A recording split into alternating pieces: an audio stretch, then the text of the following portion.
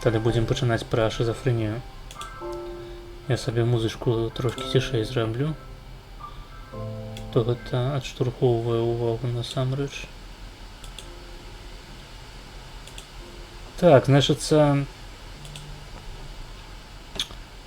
шизафрэнія.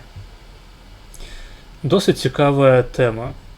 Мне здаецца, што шизафрэнія гэта адна з першых псіхічных хваробаў, якія ў прынцыпе прыходзяць на думку, калі ўзгадваеш пра менавіта такі тып хваробаў.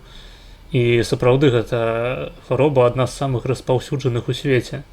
На першым месцы, вядома, знаходзіцца дэпрэсія.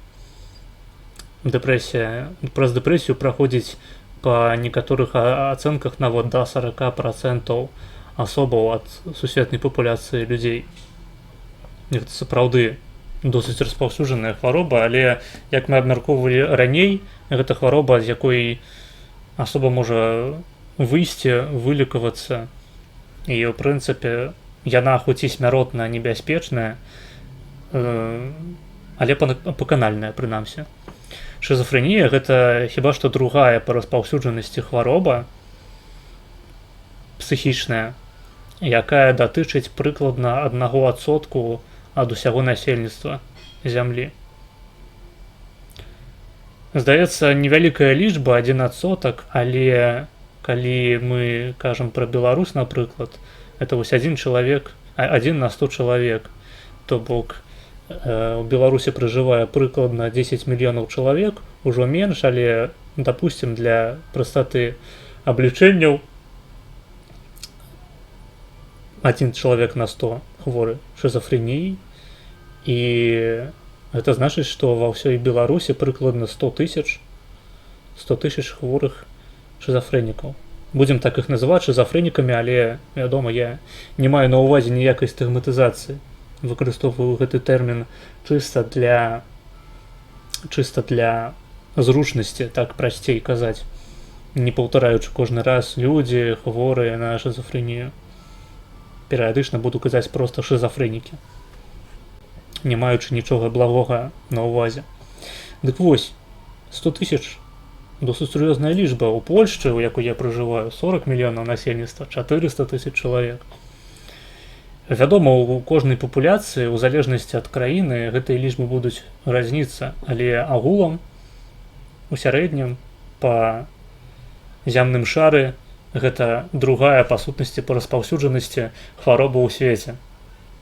З іншага боку, калі падысці, шизафрэнія гэта хіба што ў прынцыпе самая папулярная хвароба, таму што усе калі-небудзь чулі пра дзіўных людзей, якія бачаць усялякія галюцынацыі, чуюць дзіўныя галасы, якія іх намаўляюць на нядобрыя дзеянні.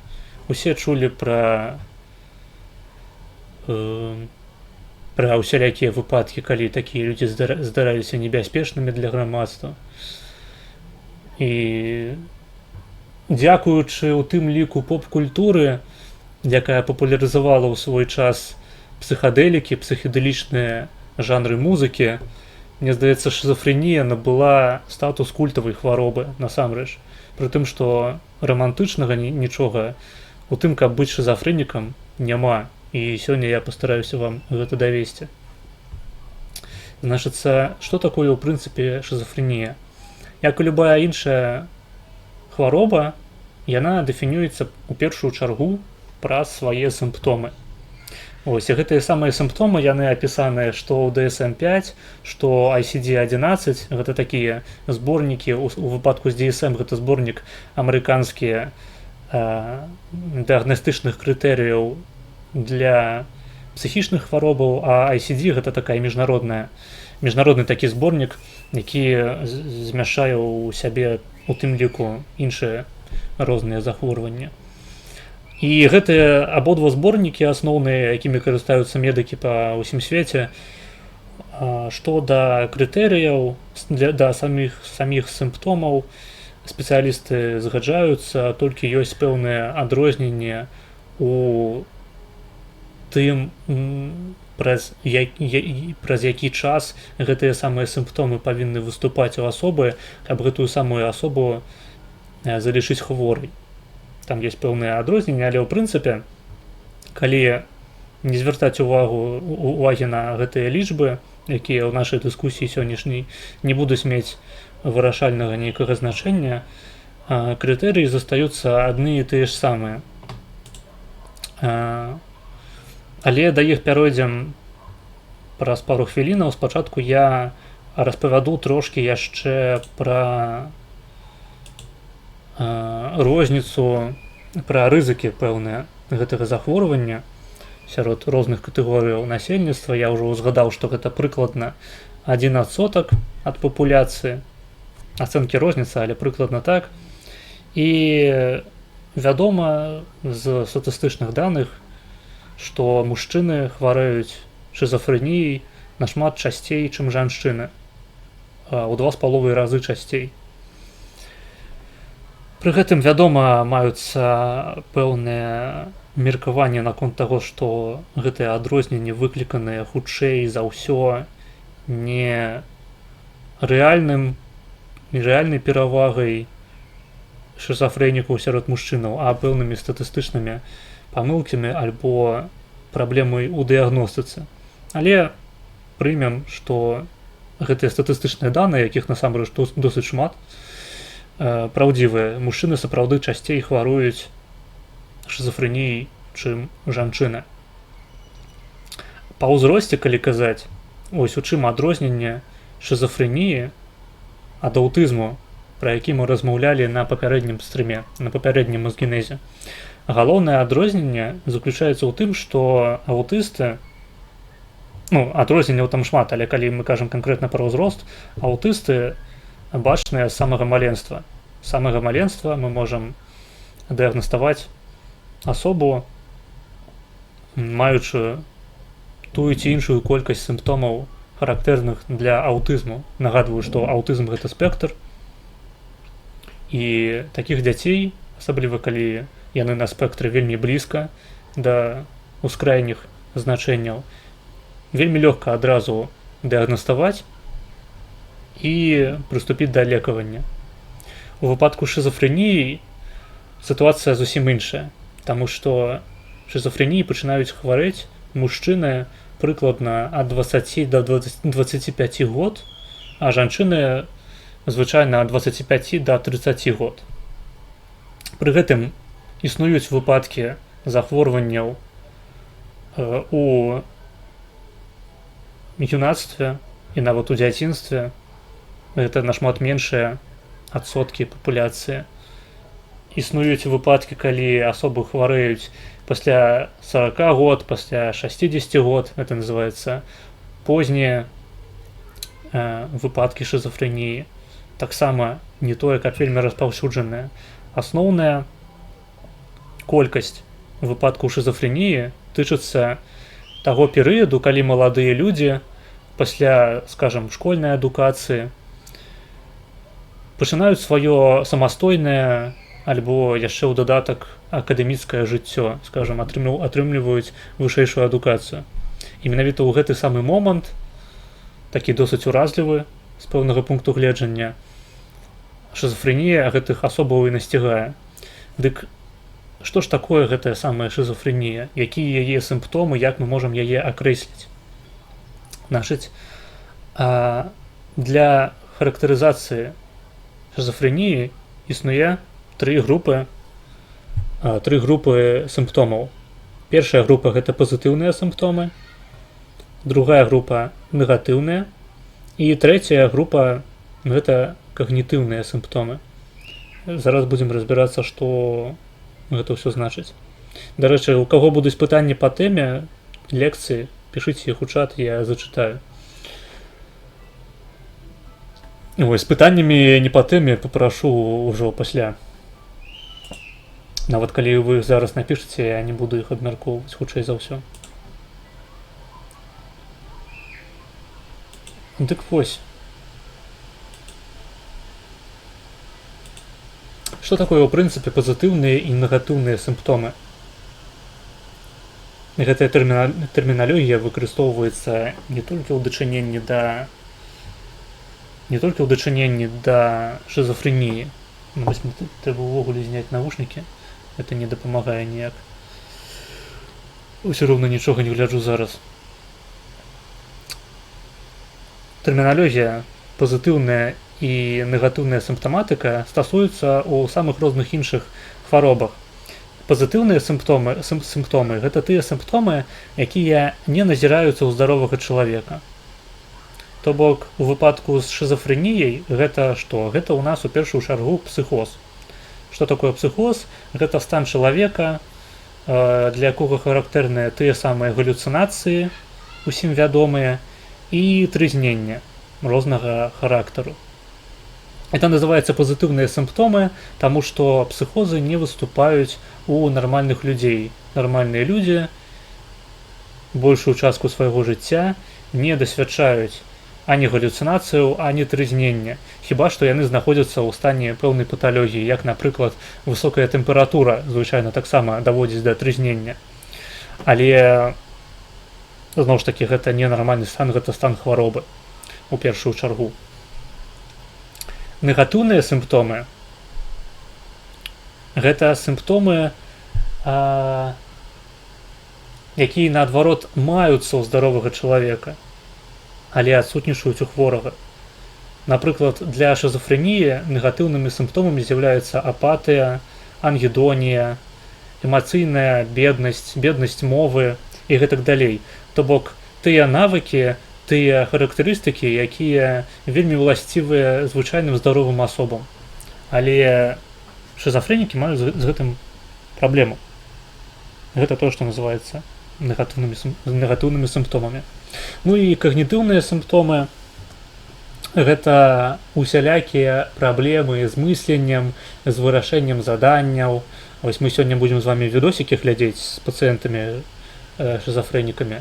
Вы зможаце назіраць, якія ў іх маюцца праблемы з мысленнем, з вербальным выражэннем сваіх думак, з маляваннем у тым ліку, з успрыняццем вобразаў, з разуменнем прымавак. Вось тое, што, дарэчы, спалучае шизафрэнію з аўтызмам, што у аўтыстаў, што ў шизафрэнікаў ёсць праблемы з разуменнем прымавак, яны проста не разумеюць іхняга сэнсу. То бок, напрыклад, прымаўка «не плюй у студню, прыгадзіцца вады напіцца». Яны не разумеюць, што гэта значыць. Характэрна як для аўтызму, так і для шизафрэніі. Ну што ж, давайте тады з вами разбярэмся па парадку ў гэтых сімптомах, а потым ужо пяройдзем да рознага віду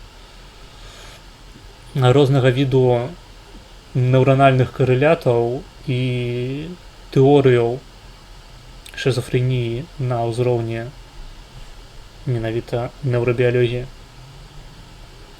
Значыцца, пачнем з пазітыўных сімптомаў. Здаецца, самая цікавая частка пра шизафрэнію. Вельмі можна цікавую гісторыю параспавядаць аб тым, якія менавіта галюцынацыі адчуваюць гэтыя хворыя, якія менавіта тэорыі і канцэпцыі яны складаюць у сваіх эпізодах пра стрызнення. Ну што такое, у прынцыпе, псіхоз, я ўжо сказаў. Але псіхозы характэрныя, трэба тут азначыць проста, што яны характэрныя не толькі для шизафрэнікаў. Яны характэрныя таксама і для біпалярнага разладу асобы у тую фазу, калі назіраецца падвышэнне настрою, бо біпалярны разлад асобы заключаецца ў тым, што у асобы назіраюцца перапады настрою. Яна то адчувае сябе гіперактыўна, то гіпаактыўна. І калі вось тое самае... Зачапіла маю радзімую, гэта подла звару бульбу, табе запіхаю далей у горла. За стэрэатыпы я разнесу цябе ў трэскі. У панядзельнік дойдёт да Лукашенко. Прывітанне на канале, новы фаловер. Вітаю. Сёння лекцыя пра шизафрэнію, калі што. Дык вось, на чым я спыніўся. Так, біпалярны разлад – гэта разлад, пры якім асоба характарызуецца перападам настрою. І калі падвышаны настрой гіперактыўнасці суправаджаецца псіхозам, гэта называецца манія. Вось. Псіхозы таксама характэрныя для гэтага разладу. Акрамя таго, яны характэрныя для шызаафектыўнага разладу. Гэта такі разлад, пэўнае спалучэнне шызафрэніі з афектыўным разладам. Афектыўны разлад таксама характарызуецца перападам эмоцыяў. Не буду пра яго дакладна распавядаць, скажу толькі, што таксама для гэтага разладу характэрныя псіхозы. Акрамя таго, гэта абшырныя усялякія пашкоджанні мазгоў. І у значнай колькасці выпадкаў, хіба што ў бальшыні, гэтыя пашкоджанні звязаныя з надужываннем алкаголю. Вы можаце знайсці, напрыклад, на канале Медфільм вядомы такі відос з назвай, як жа называўся, секунду, вельмі вядомая такая штука, платежка, по-моему. Так, платежка. І вось там менавіта можна паназіраць за тым, як выглядае эпізод псіхозу у асобы, якая не хварэе шызафрэніяй, але дасведчыла гэтай галюцынацыі, утрызнення праз пашкоджанні мазгоў, звязаныя з ужываннем алкаголю. Здаецца, я усе узгадаў варыянты, так, якія могуць яшчэ быць звязаныя з псіхозамі. Псіхозы у выпадку шызафрэніі. Давайте мы іх разгледзім больш падрабязна. У прынцыпе, калі мы узгадваем пра шызафрэнію, першае, што прыходзіць нам на думку, гэта зрокавыя галюцынацыі. Уся поп-культура пра гэта проста крычыць. Але насамрэч найбольш характэрнымі галюцынацыямі для шызафрэнікаў з'яўляюцца галюцынацыі слыхавыя. То бок гэта звычайна уяўленне галасоў, якія з табой размаўляюць. І вельмі часта гэта галасы, якія могуць з табой дыскутаваць, якія могуць каментаваць твае дзеянні, твою знешнасць, твой выгляд, якія могуць даваць табе нават пэўныя наказы і быць досыць дакучлівымі. Хаця я хачу падкрэсліць тут адразу, што шызафрэнія і псіхозы у шызафрэнікаў гэта не аб тым, што мы маем дачыненне з падваеннем асобы. Не. Падваенне асобы гэта зусім іншая тэма, гэта іншы разлад. Шызафрэнікі не характарызуюцца тым, што у іх наступае падваенне вось гэтай самай свядомасці, гэтай самай асобы. Яны адчуваюць гэтыя галасы як знешнімі абсалютна. Пры гэтым досыць цікавы аспект галюцынацыі ў шызафрэнікаў заключаецца ў тым, што ім досыць складана правесці мяжу паміж сабой і атачэннем. Яны часта альбо адчуваюць невытлумачальны ўплыў атачэння на сябе, то бок альбо праз тыя самыя галасы, альбо іншым чынам. Часта гэта адчуванні, якія досыць складана нават апісаць у тэрміналогіі канкрэтных сэнсорных сістэмаў, але і іншым відам гэтага ўплыву з'яўляецца іхні ўплыў на свет. І сёння мы таксама будзем глядзець відэа з вамі, якія гэта дэманструюць. То бок хворы, напрыклад, можа мець адчуванне, што ён здольны у любы момант змяняць надвор'е, як быццам ён проста мае нейкі беспасрэдны на гэты ўплыў. Некаторыя здольныя асацыяваць пэўныя з'явы прыроды, такія як неба, прыроду, дрэвы, паветра, з рознымі часткамі свайго цела. Напрыклад, ён можа лічыць, што ўсё неба гэта ягоная рука. І вось ён можа гэтай самай рукой парушаць, такім чынам перасоўваючы воблакі у тым ці іншым кірунку. Акрамя таго, вядома, у шызафрэнікаў таксама існуюць у рознага кшталту галюцынацыі візуальныя, галюцынацыі датыковыя, галюцынацыі смакавыя. але проста яны выступаюць трошкі радзей. Што таксама я ўзгадваў у дачыненні да псіхозу, гэта трызненне. Трызненне это абсалютна альбо не звязаныя паміж сабой нават нейкія абрыўкі сказаў, то бок нелягічны такі лад апавядання, альбо цалкам лягічнае апавяданне, якое для дадзенага культурнага кантэксту не мае ніякага сэнсу. То бок, здаецца, унутраная логіка ў гэтым апавяданні нейкая маецца, але ніводзін знешні назіральнік не можа зразумець, што канкрэтна хоча перадаць такім чынам гэтая самая хворая асоба. Гэта насамрэч бываюць розныя вельмі трызненні. Самае распаўсюджанае гэта трызненне пераследу, калі чалавеку здаецца, што хтосьці патаемна альбо ўплывае на яго жыццё, як я ўжо сказаў, альбо за ім сочыць. Вельмі часта хворым здаецца, што пэўная арганізацыя, альбо рэальна існуючая, альбо выдуманая праз гэтага пацыента, сочыць за ім без перапынку, пры гэтым усталёўваючы камеры у самых незвычайных месцах, такіх як люстэрка ў ваннай, альбо кватэра насупраць дому, якая праз вакно, праз вакно насупраць дому, сочыць за тваім акном, і калі ты ўключыш святло, яны будуць круціць сябе на камеру. Як вы разумееце, пераканаць гэтых людзей у памылковасці такіх тэорыяў выдаецца досыць складаным. І нават недасведчаныя лекары часамі самі потрапляюць у лавушку такіх людзей, калі яны ўжо самі сядзяць і думаюць, як можна парыраваць тыя ці іншыя тэйкі. Это сапраўды часта бывае досыць складанае трызненне. Асабліва калі асоба не слабая інтэлектам, як я ўжо сказаў, часта гэта асобы, якія збіраюцца атрымліваць вышэйшую адукацыю, і тут бац ім перашкаджае ў гэтым хвароба.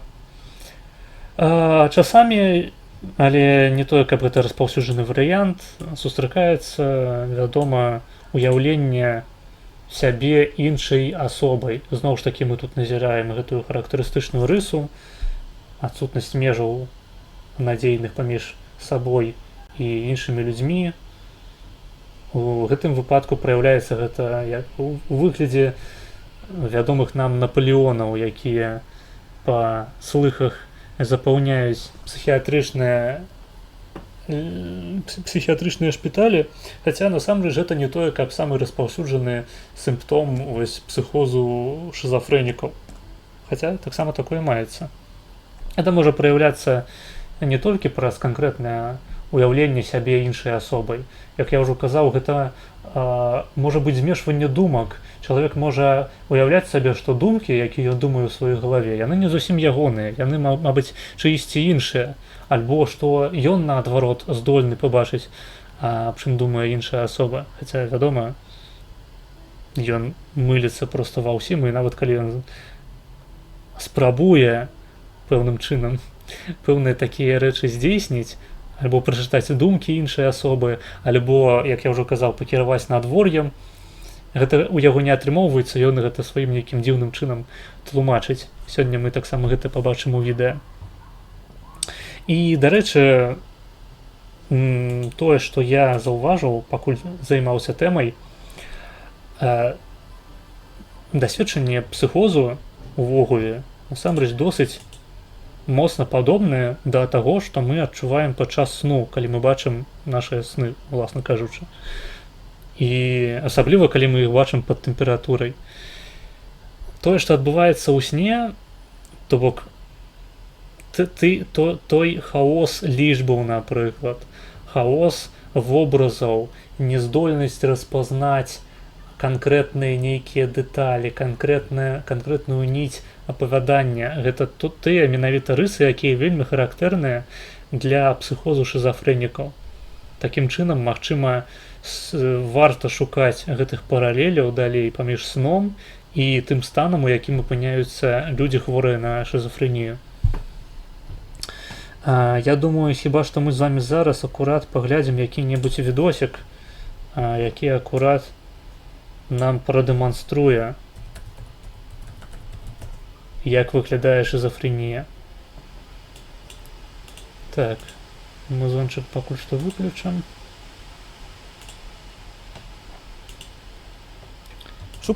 Будзе відэа з каналу Медфільм. Па традыцыі, мне здаецца, гэта вельмі зручная пляцоўка для таго, каб шукаць там пацыентаў розных захворванняў. Толькі адна ў мяне перадасцярога перад вамі ёсць, што фільмы гэтыя досыць старыя самі па сабе. Яны большасць знятыя 90-е гады у постсавецкай Расіі. І часта дыягназы, якія тут ставяцца пацыентам, не зусім карэктныя з пункту гледжання сучасных поглядаў на гэтыя самыя захворванні. Асабліва гэта тычыцца шизофрэніі, таму што, як я ўжо распавядаў на лекцыі па аўтызме, у Савецкім Саюзе дарослым людзям у прынцыпе не ставілі дыягназ аўтызм. Гэта называлася позней... Гэта называлася тым ці іншым відам шизофрэніі. І тут вось на Медфільме ёсць таксама відосік з маладым чалавекам, які вельмі цікавіцца метро і пералічвае станцыі пастаянна, памятае ў галаве ўсе накірункі, ўсе складанасці гэтай схемы. То бок такія вузкія інтарэсы, якія хутчэй характэрныя для аўтыста, прычым там вось менавіта нейкіх сімптомаў псіхозу асабліва не назіраецца.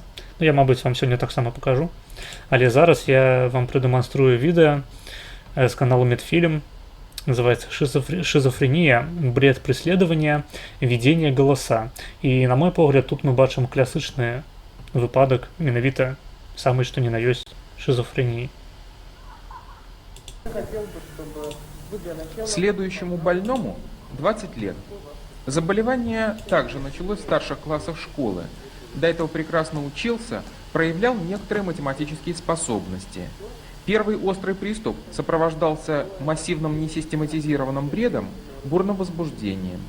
В дальнейшем, однако, достигнуть качественной ремиссии не удалось. Заболевание быстро прогрессировало. В настоящее время ведущими в состоянии являются грубые расстройства мышления. Я хотел бы, чтобы вы для начала пожаловались или похвалились. Какое ваше состояние? Состояние резко меняется в течение суток. Очень резко меняется. Субъективка переходит в объективку. Что? Поточнее. Бывает объективная галлюцинация. Вам нормально відос чуваць? Не занадто гучно, не занадто тихо? Очень часто, но я снимаю рукой, очень быстро. Так. Еще что бывает? Бывает субъективная галлюцинация, они распространяются на подоконнике.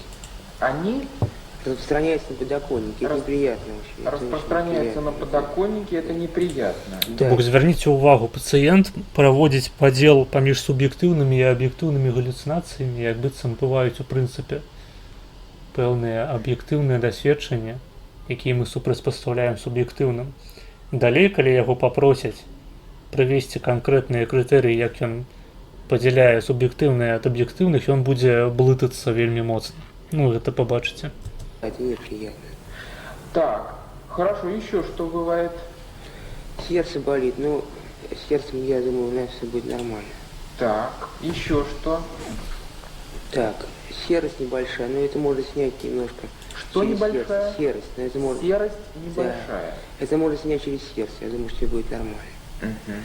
Но мне Магчыма, зараз ён апісвае практыку хворых шизофрэніяй, калі яны здольныя самі сабе парадзіць з пэўнымі галлюцынацыямі, то бок яны не настолькі моцна пагружаюцца ў свой псіхоз, здольныя зразумець, што тыя ці іншыя галасы альбо прывіды не з'яўляецца чымсьці рэальным, і яны здольныя, напрыклад, у выпадку галасоў пайсці ў іншы пакой, уключыць радыё і паступова пазбегнуць досведу гэтых самых галлюцынацый.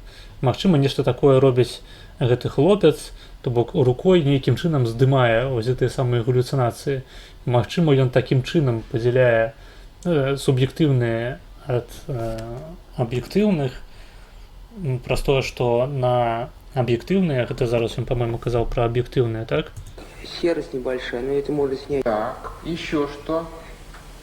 Так, серость небольшая, но это можно снять немножко. Что через небольшая? Серость, но это можно... Серость небольшая. Это можно снять через сердце, я думаю, что будет нормально.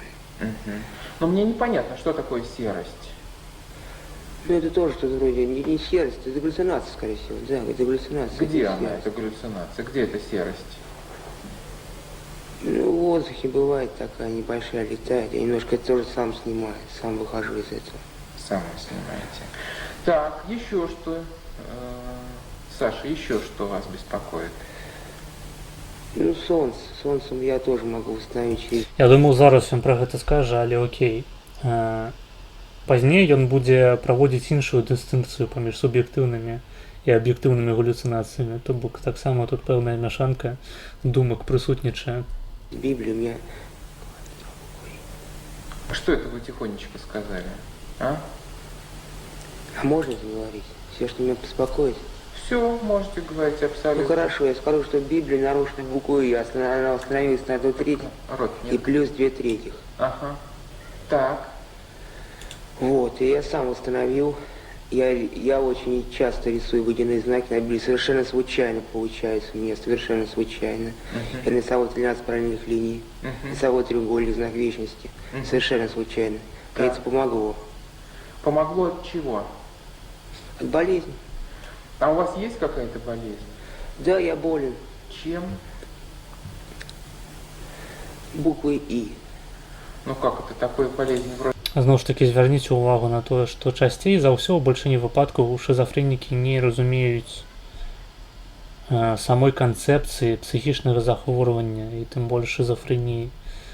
Ён упэўнены, што ён хворы, але хворы літарай «і». Што гэта ўвогуле значыць, ён далей будзе тлумачыць, але з гэтых тлумачэнняў абсалютна нічога немагчыма зразумець знешняму назіральніку, як я ўжо і узгадваў сёння. Больш за тое, што трэба адзначыць у гэтым выпадку, што часта псіхозы шызафрэніі звязаныя з тым ці іншым рэлігійным кантэкстам. І далей ён будзе распавядаць тут пра Біблію, пра Булгакова, і у яго свая ёсць нейкая тэорыя наконт таго, якую ролю літара «і» гуляе ва ўсім гэтым працэсе. Ну, слухайце карацей.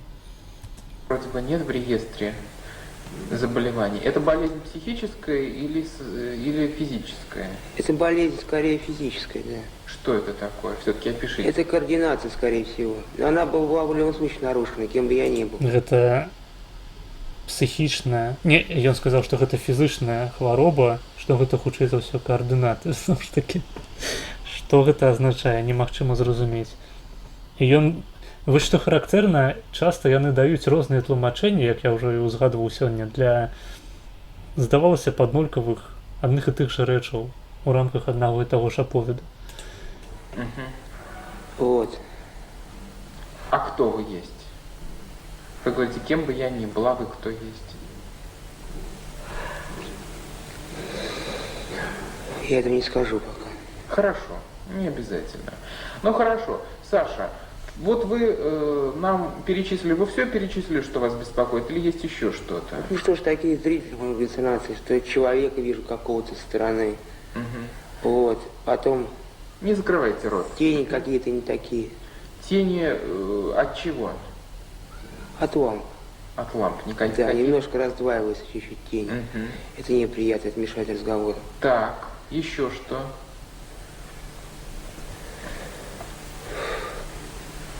Ну хорошо, достаточно. Саша, а скажите, от чего все это? Почему это с вами все происходит? Почему вот эта серость, галлюцинации, тени? Какова причина? Причина того, что я поставил, говорить это. Да, говори. Знак дьявола над буквой «и», водяной знак. Это произошло, когда полностью мир заполнился видениями с начала до конца. И вышел дьявол. Мастер Маргарита, понимаете меня? Все происходит по мастеру Маргарите и по Библии. Я все это видел на фонарях. На фонарях? Да, и кота, и коровьего, и Азазела. Я всех видел. Всех подряд, понимаете меня? Ну и вы их как видели? Вот Я как, их видел вживую, как меня? как вас. И что же они делали? Они обещали меня убить. А, значит, они вас преследуют? Они меня не преследуют. Зверніть увагу, тріснення пересліду так само наявне. Я их не боюсь совершенно. Я все понимаю от начала до конца. Так. Ну а что же, как же вы от них собираетесь защищаться каким-то образом? Все-таки убить? Да, я стараюсь акцентировать взгляд на буквы «И». Я действительно, мне очень получается. Я убираю дьявола рукой, а там бывает, птицы слетаются. Я говорю, А топовий блюр в этих відосах, так. Наколькі я ведаю, там было нейкае тлумачэнне таго, што гэта дзіч аўтаматычна неяк ставіцца. І у пазнейшых відосах яны, здаецца, гэта прыбралі нават.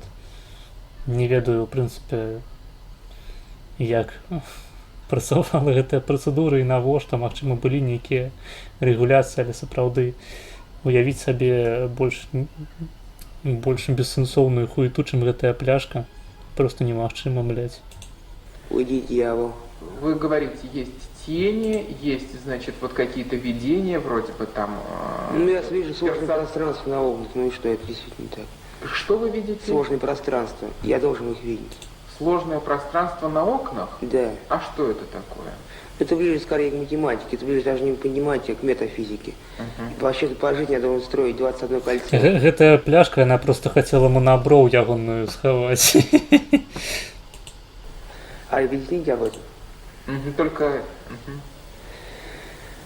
7 колец вверх, 7 колец вниз, еще 7 колец вверх, получается лампа. В разуме 42 кольца в мозгу. Это так. Откуда вы это все знаете? А у меня это было, у меня был нахлыв. Был? Нахлыв. А что это такое? Нахлыв это энергия. Нахлыв энергии? Да. И в результате этого... Ну і зноў ж таки, як можна ў тэрмінах сэнсорных сістэмаў апісаць нахлыў энергіі? Незразумела. Нахлыва, что было? Я все понял. У меня он был в 92 году. Вот это... Я, дарэчы, чуў яшчэ такія варыянты шизофрэніі, калі, напрыклад, асоба адчувае пэўны ўплыў толькі у адпаведных рэгіёнах места, адпаведных рэгіёнах гораду, а ў іншых не. Таксама досыць цікавы. Гэты самы ўплыў, ён адчуваецца, ну, на ўзроўні, які не описывается вось у тэрмінах класычных сенсорных сістэмаў. Нахлыв был в 92-м Да, году. нахлыв. Тогда я все понял, о чем на конце. И я старался через этот нахлыв себя корректировать. Я одно убирал, другое выводил. Хорошо. Саша, вот вы говорили, что существуют, значит, галлюцинации объективные и субъективные. Вот те видения, которые относятся к мастеру Маргарите, это что, объективные или субъективные? Субъективные. Вот чем, что значит объективно и что значит субъективно? Ну в моем понятии объективно это не субъективно. В чем разница между объективными и субъективными? База. Яму трэба было, дарэчы, дадаць тут, што гэта ягонае меркаванне, і ён цалкам яго падзяляе. Ладно. Без рофлаў над хворымі шизофрэніі. Разница? Гэта хутчэй рофлы над людзьмі абсалютна здаровымі. То есть, Ну, поясните. то есть субъекция это цвет, скорее всего.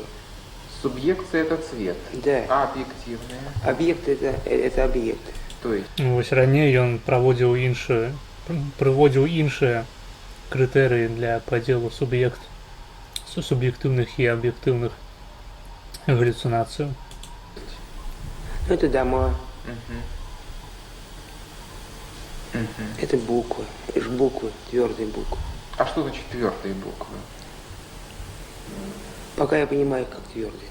Ну какие буквы твердые? Я просто не пойму, что это. Это грамматическое понятие или что это? Что значит твердые?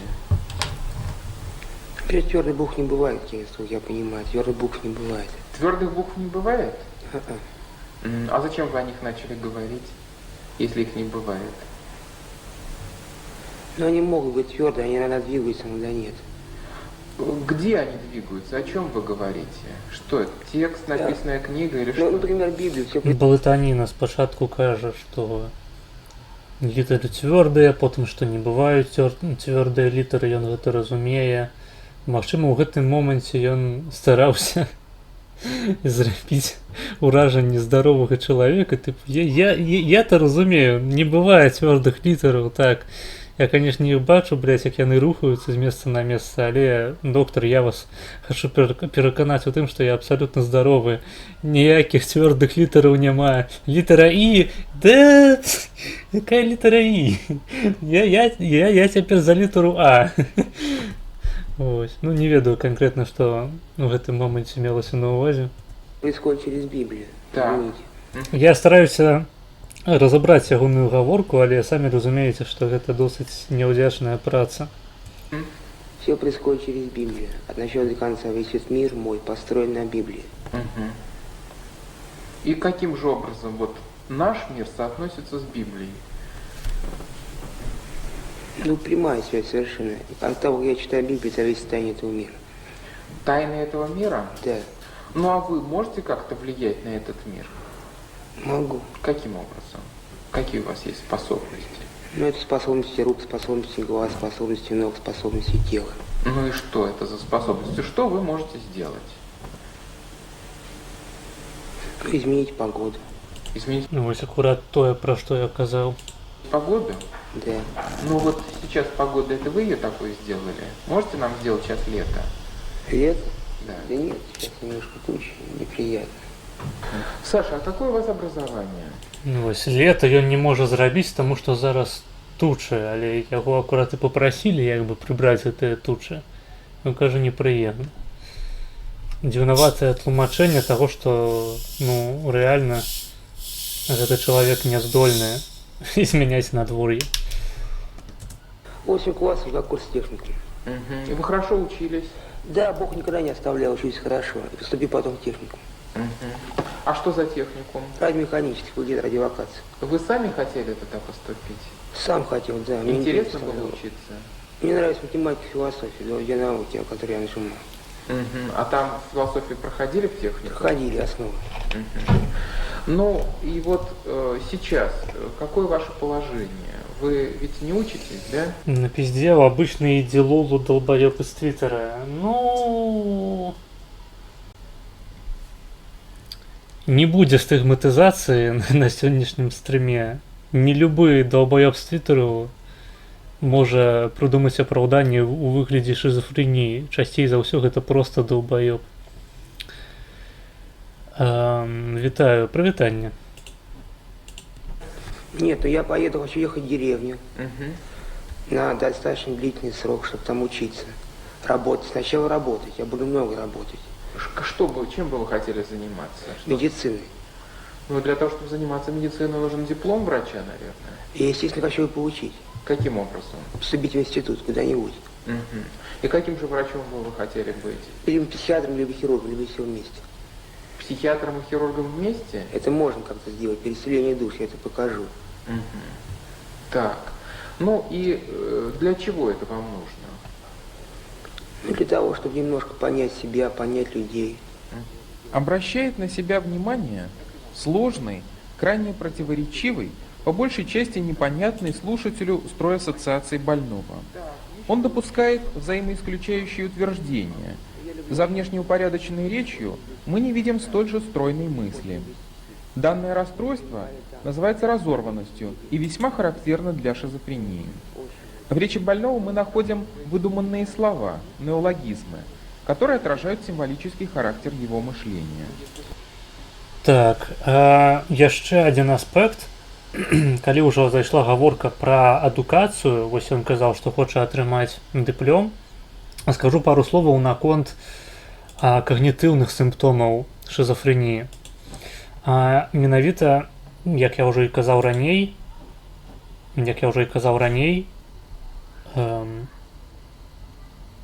шизофрэнія часта з'яўляецца ў чалавека падчас пачатку самастойнага жыцця альбо жыцця акадэміцкага, калі чалавек паступае ва ўніверсітэт альбо калі здае экзамены, і ён часта апісвае свае розумавыя здольнасці так, што раней ён мог за пару гадзінаў прачытаць некалькі параграфаў і спакойна іх пераказаць, а цяпер, пасля таго, як ён захварэў, праводзіць над 2 старонкамі цэлыя дні. І гэта тое, што часта называецца когнітыўнымі сімптомамі шизофрэніі. Гэта пэўныя недахопы памяці, гэта, як гэта называюць яшчэ, заўчаснае атупленне. Ну, прынамсі, раней гэта так называлася, зараз я не ўпэўнены, наколькі гэта актуальна, але сімптомы застаюцца актуальнымі. Пазней мы вось зараз паглядзім яшчэ адзін відосік, дзе папросяць яго палічыць, пэўныя задачы павырашаць. Для іх гэта таксама досыць складана. Як я ўжо казаў, гэта досыць нагадвае сны, у якіх таксама лічбы не з'яўляюцца нейкай канкрэтнай. Ты зачапіла маю радзімую, гэта подла, звару бульбу табе запіхаю далей у горла. За стэрэатыпы я разнесу цябе ў трэскі. У панядзельнік дойдет до Лукашенко. Прывітанне. Вітаю ў нашым клубе юных шизанеўрабіёлегаў. Сёння лекцыя па шизофрэніі. Одобряем Дилулу, он хорошо вписал Булгакова, не каждый так может так. Дивно, что Булгаков его не уписал. Добрый вечер, сегодня зайшоў толькі на некалькі слоў, иди нахуй. Давай, пиздуй. Судячы з назвы стріма, Маргінез котуе Лавкрафта. Тыпова вітанне в Східнай Європі. Так, катую Лавкрафта, але сёння не пра гэта. Сёння пра шизофрэнію. Пра што гэта я казаў? Пра сны, здаецца, я казаў. Ну, карацей, паралель вы зразумелі. Але таксама, вось, хіба што самая распаўсюджаная праблема у іх когнітыўная, гэта праблемы з увагай.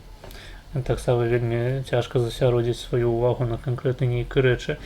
На канкрэтных відосіках гэта складана паказаць, але даследаванні такія былі, і яны паказалі сур'ёзныя парушэнні дачынення да ўвагі. Это ўсё такія несацыяльныя когнітыўныя сімптомы.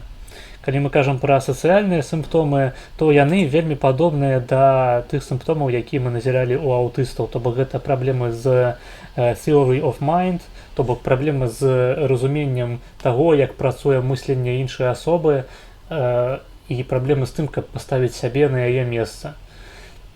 Праблема з распазнаваннем эмоцыяў па тварах і асабліва па вачах. Мы гэта таксама абмяркоўвалі у выпадку з аўтызмам.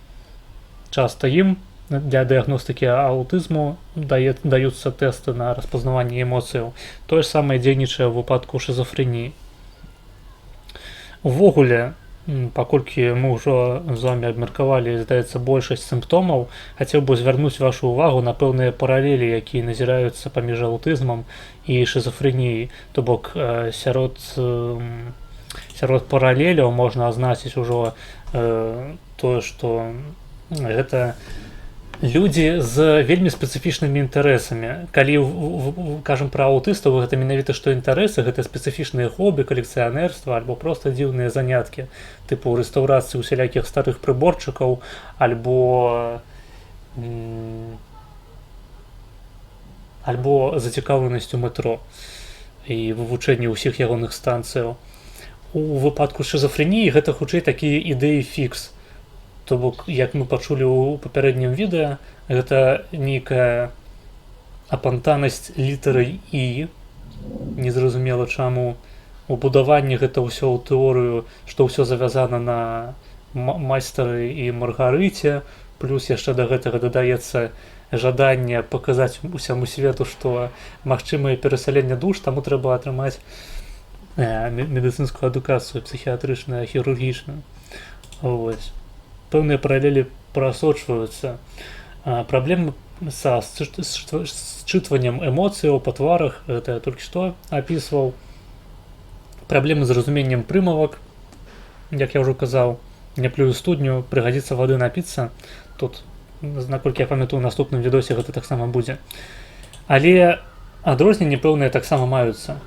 Ну, па-першае, аўтызм гэта не хвароба, ну хіба што калі мы не кажам пра зусім нейкія ускрайнія выпадкі аўтызму, калі асоба ўжо перастае за сябе адказваць і без дапамогі з боку просто не функцыянуе. Але аўтызм развіваецца з самага дзяцінства. Шизофренія, як я ўжо сказаў, гэта ад 20 до 30 год звычайна. То бок людзі досыць ужо сфармаваныя такія дарослыя. І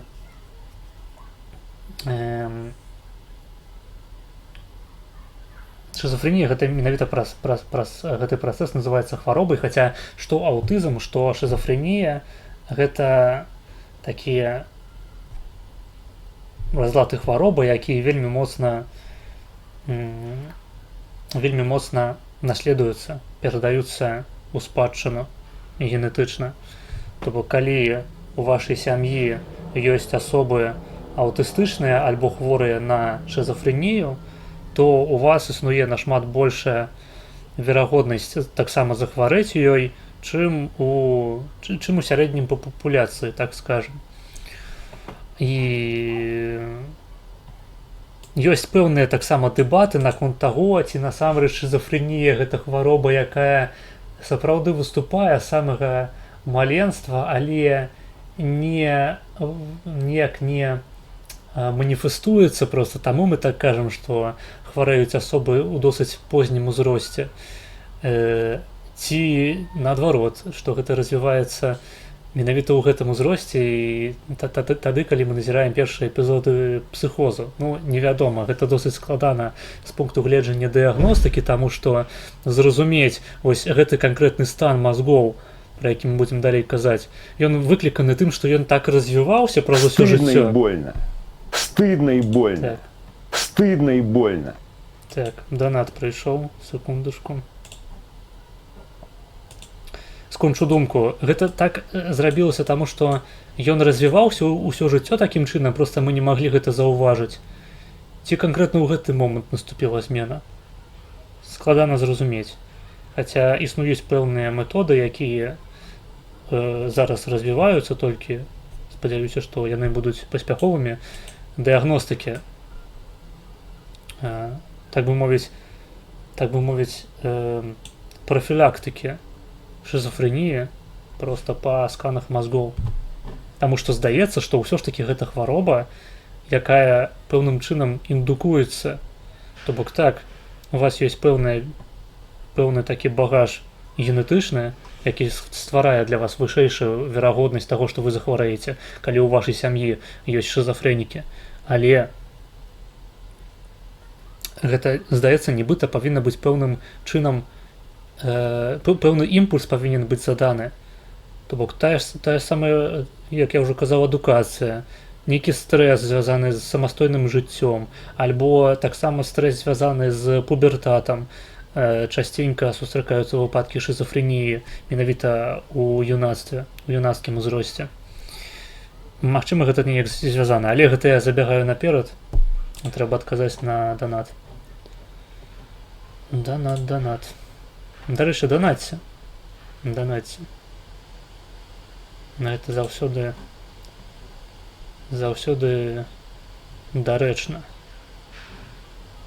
Так, блядь.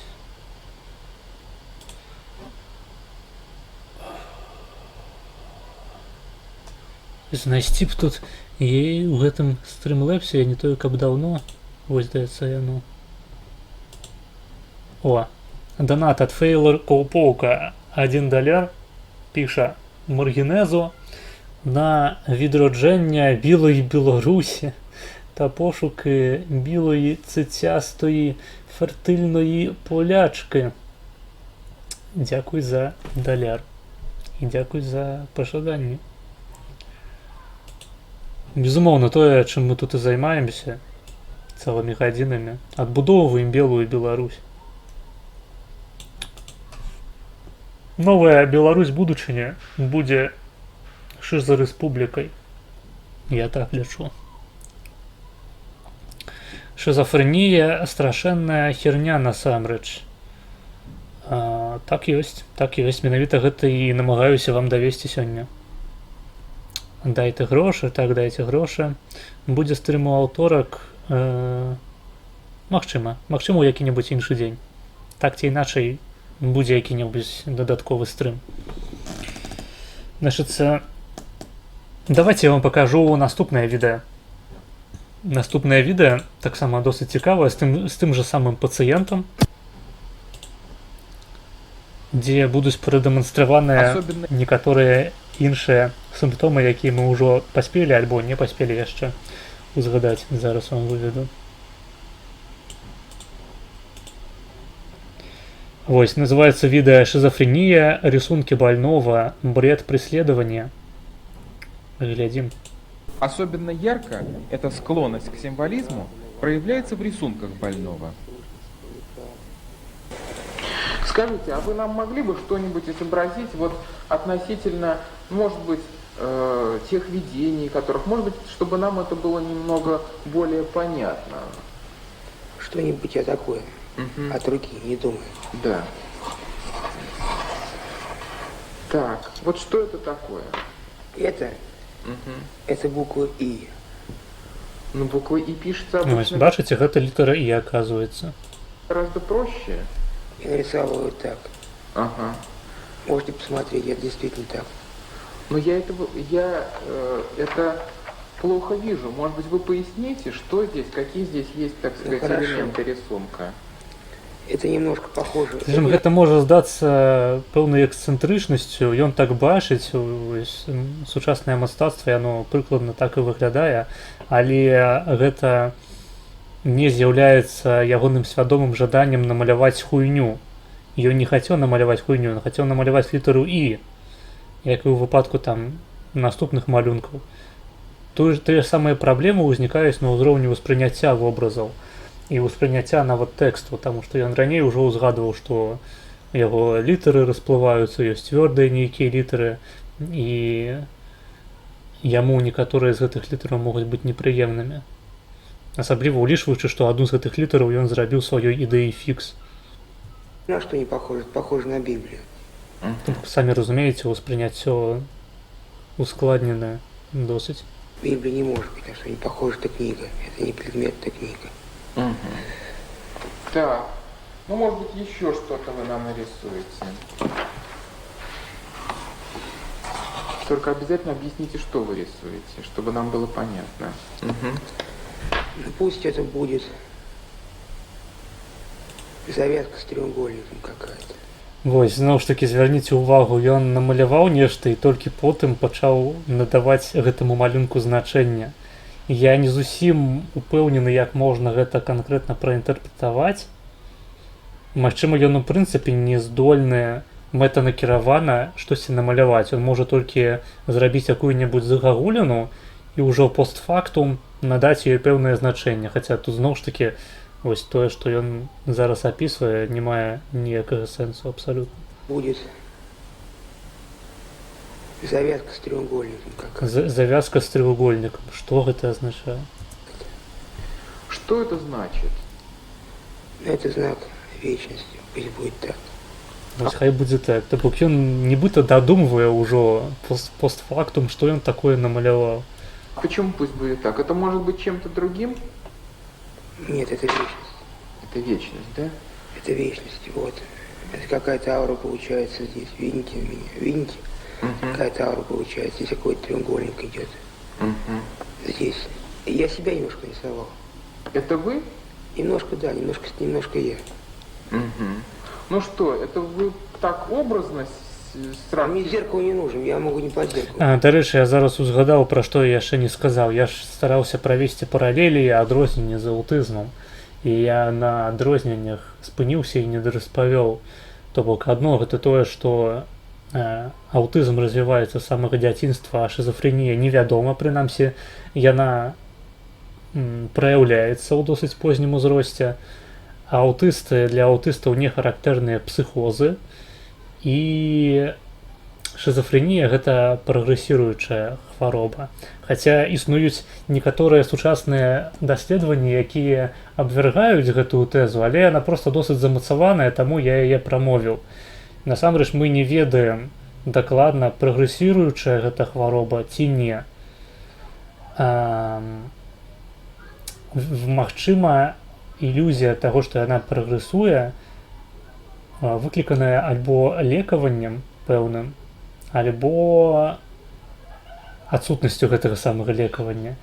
То бок, зноў ж такі спрэчнае пытанне, але ўсё ж такі вядомыя выпадкі, калі шизафрэнія не проста праяўляецца як спектр пазітыўных узятых сімптомаў, псіхозаў, галюцынацыяў, трызнення, а проста дысфункцыя асобы праз выражэнне больш тых самых негатыўных сімптомаў, поўную апатыю, дысфункцыю абсалютна ўсіх матывацыйных сістэмаў, калі чалавек проста сядзіць скурчаны пад сталом, не мыецца і нават паесці па-нармальнаму не можа. Там апісваюцца выпадкі, калі, напрыклад, шизафрэнік не можа есці ніяк іначай, як з падлогі.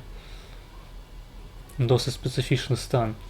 І трэба разумець, што шизафрэнія, хоць у гэтым выпадку, як на відэа, яна ўжо досыць моцна выражаная, не любы выпадак шизафрэніі праяўляецца такім чынам, але існуюць нашмат больш запушчаныя выпадкі. Вось. Ёсць яшчэ пэўныя паралелі паміж аўтызмам і шизафрэніяй на ўзроўні нейронных механізмаў, але іх мы трошки пазней з вами абгаворым. Зеркала вообще не признаю. Зеркала штука плохая. Понятно. Ну что ж, спасибо вам за рисунок, хотя вот он как-то остался мне не совсем понятен. И вечность, и вы вроде бы изобразили самого себя. Это может быть все в одном рисунке? Вот я. Я даже могу это отметить. Вот это я. Вот это вы. Вот это я. Ну хорошо. Спасибо. Саша, вы говорите, что учились вы достаточно хорошо. Вам не сложно решать там математические задачи? Сейчас сложно, конечно, но я все вспомню от начала до конца. Да? У меня книг дома очень много. Совершенно много. Считаете вы хорошо в уме? Считаю? Да. Сейчас я волнуюсь, я не могу. Не сможете? Нет. 11 на 12 в уме сможете умножить? 11 на 12? Да. 100, 110, 22.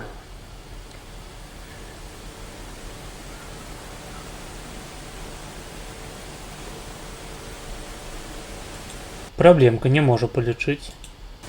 Ну, если сложно, давайте не будем. Можно проще задачу. Ну, например, от 100 вычитать по 7. От 100 по 7. Это просто.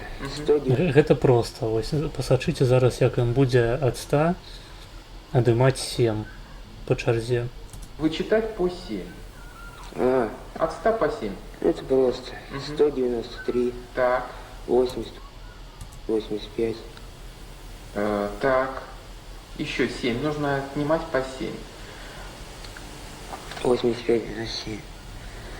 77, 77 минус 7, 70 минус 7, 63, 63 минус 7.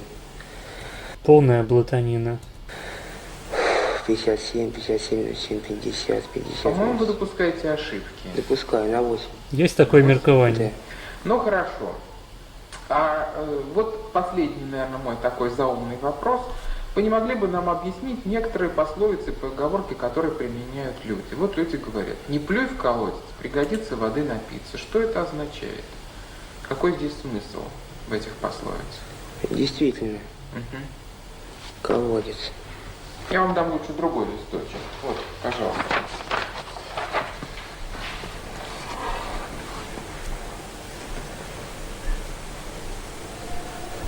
Тут явно получается, что в колодец действительно. Колодец немножко сходится, с плевком чуть-чуть немножко сходится. Так. Это странное понятие, очень странное это понятие. Действительно, колодец сходится с плевком. Так что же, неправильная пословица? Там говорят, не надо, чтобы они сходились. И пусть все будет правильно. Это вы что изображаете? Что за точки? Не знаю. Просто так? Так, на что-то похоже опять. Это рука, смотрите. Чья рука? Чья-то рука, это рука.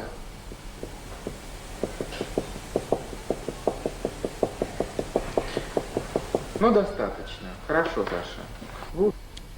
Итак, грубые расстройства мышления Так, ну вы зразумелі, я пра гэта ўжо казаў. То бок, па-першае, складанасці з лічэннем, з вырашэннем задачаў досыць простых насамрэч. Гэта ну не спішаш ніяк на хваляванне, таму што задача адымаць па 7 ад 100, яна не тое каб занадта складаная. І там пазней ён пачынае проста блытацца сам у сваіх словах, там 70, 77, 80. Адна на другую налязае, просто ўжо перастаеш нават разумець, што ён адказвае, які ў яго адказ, вынік гэтага самага лічэння. І потым неразуменне прымавак. Яму сказалі, не плюю студню, прыгадзіцца вады напіцца. Ён пачаў маляваць гэтую самую студню, гэты плявок у выглядзе кропкі. Яны не павінны схадзіцца. А чаму яны не павінны схадзіцца? Ён проста не разумее сэнсу. У аўтыстаў ёсць падобная рыса. Тое, што звязвае гэтыя дзве псіхічныя з'явы.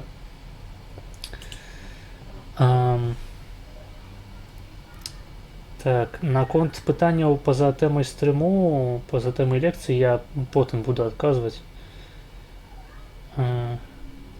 Дароў фізікі, прывітанне. Малюйма літару у нескладовую. Так, беларускія шизафрэнікі могуць быць заахвочаныя літарай у нескладовай, напрыклад. Гэта птушка з Angry Birds. Не зразумеў. Ты пра малюнак. Окей, гэта як тэст Роршаха. І тое, што я вынес, дарэчы, на вокладку сённяшняга стрыму. Хаця тэст Роршаха не тое, каб прызнаецца ўсімі спецыялістамі, хаця некаторыя працягваюць яго выкарыстоўваць як тэст на шизафрэнію. Таму што часта шизафрэнікі, калі ім паказваюць малюнкі Роршаха, вось гэтыя чорна-белыя, звычайна, там ёсць адна карцінка з колерам, таму што у розных псіхічных разладах і хваробах таксама ёсць пэўная такая накіраванасць на колеры, яны пастаянна нейкі дзіўны сэнс маюць. Але калі казаць пра чорна-белыя вось гэтыя карцінкі, звычайныя людзі будуць намагацца здагадацца, вось што нагадваюць кшталтам гэтыя самыя малюнкі. А шизафрэнікі, яны нібыта не звяртаюць увагу на гэты самы кшталт, на форму, а бачаць у гэтым альбо нейкую эмоцыю, пагрозу. І вось ён бачыць, што гэта той чалавек, які за мной сочыць, альбо гэта група людзей, якія сочаць за мной, это нейкае вока, альбо іншая нейкая незразумелая рэч. Ён адчувае ўплыў гэтай карцінкі. Зноў ж такі трэба азначыць, што ўсё ж такі ў сучасных усялякіх дыягнастычных справачніках тэст Роршаха не прыводзіцца як дыягнастычны крытэрый для шизафрэніі, але некаторымі спецыялістамі ўсё яшчэ працягвае выкарыстоўвацца. Вось.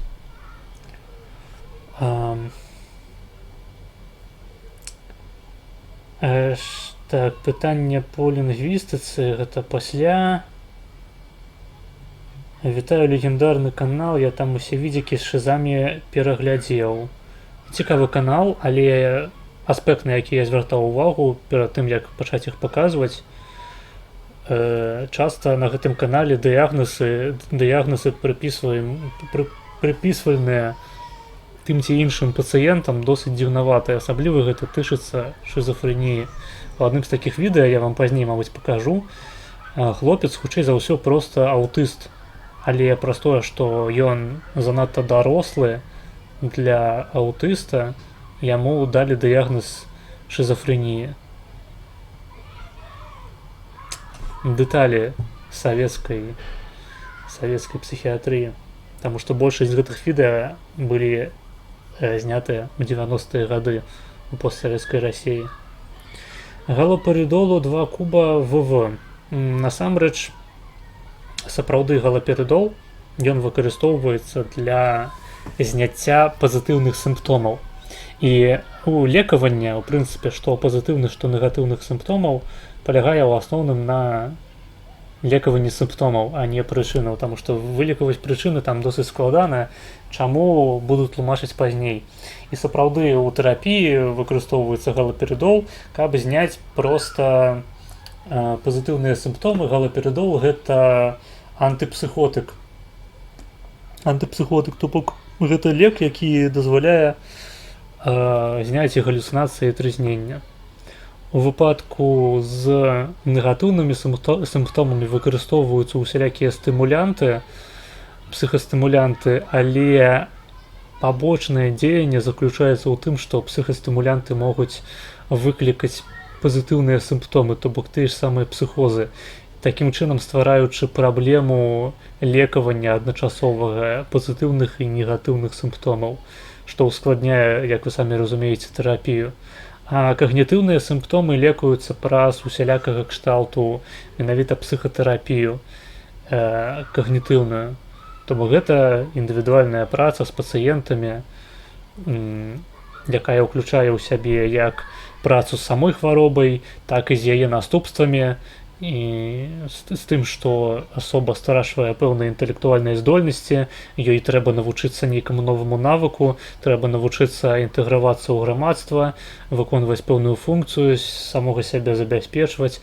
Гэта ўсё адбываецца ў рамках тэрапіі. Там ёсць пэўныя даныя, якія кажуць пра перавагі таксама фізычных практыкаванняў для лекавання сімптомаў шызафрэніі.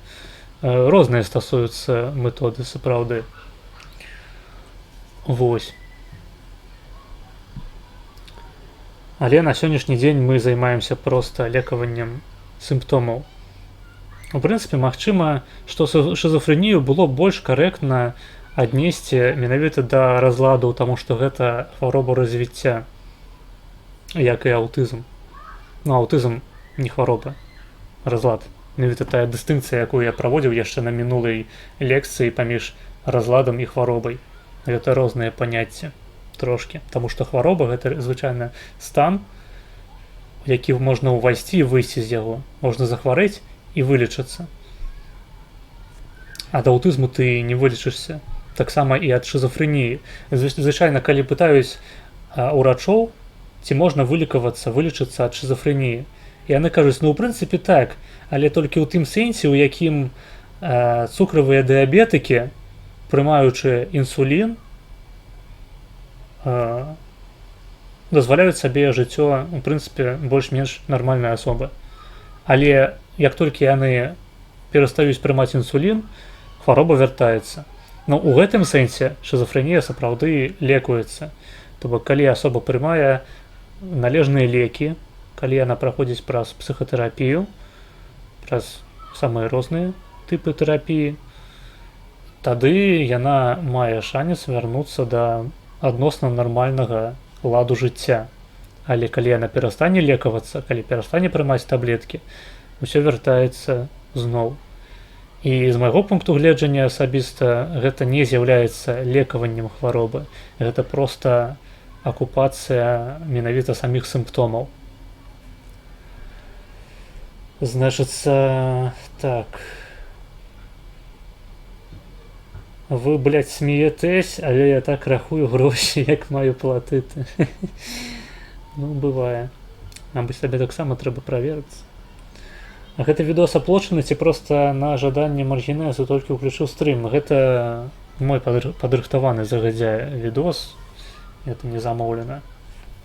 Просто паказваю вам на канкрэтных прыкладах, як выглядае псіхоз.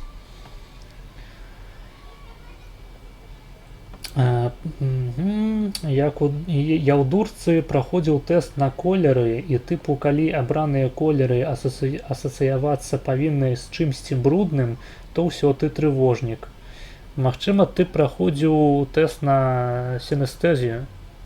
Это такая цікавая рэч, калі у асобы той ці іншы, як гэта сказаць, у іх існуюць усялякія незвычайныя асацыяцыі з колерамі. То бок пэўнае слово яно павінна быць толькі ад аднаго канкрэтнага колеру, альбо гукі звязваюцца з колерамі. І усялякія іншыя рэчы тыпу гукаў, дотыкаў, візуальнай інфармацыі, якая не звязаная безпасрэдна з колерамі, як, напрыклад, проста слова альбо лічба, у іх звязваюцца з колерамі. Альбо пэўныя эмоцыі таксама. Это называется синестезия. У мяне аднаго стрым павісае на 3-4 секунды. Так. Значыць, усё цудоўна. Так. Я не абасраўся. Вось. Хацеў вам паказаць відэа. Вось яно акурат. Называецца... Блять.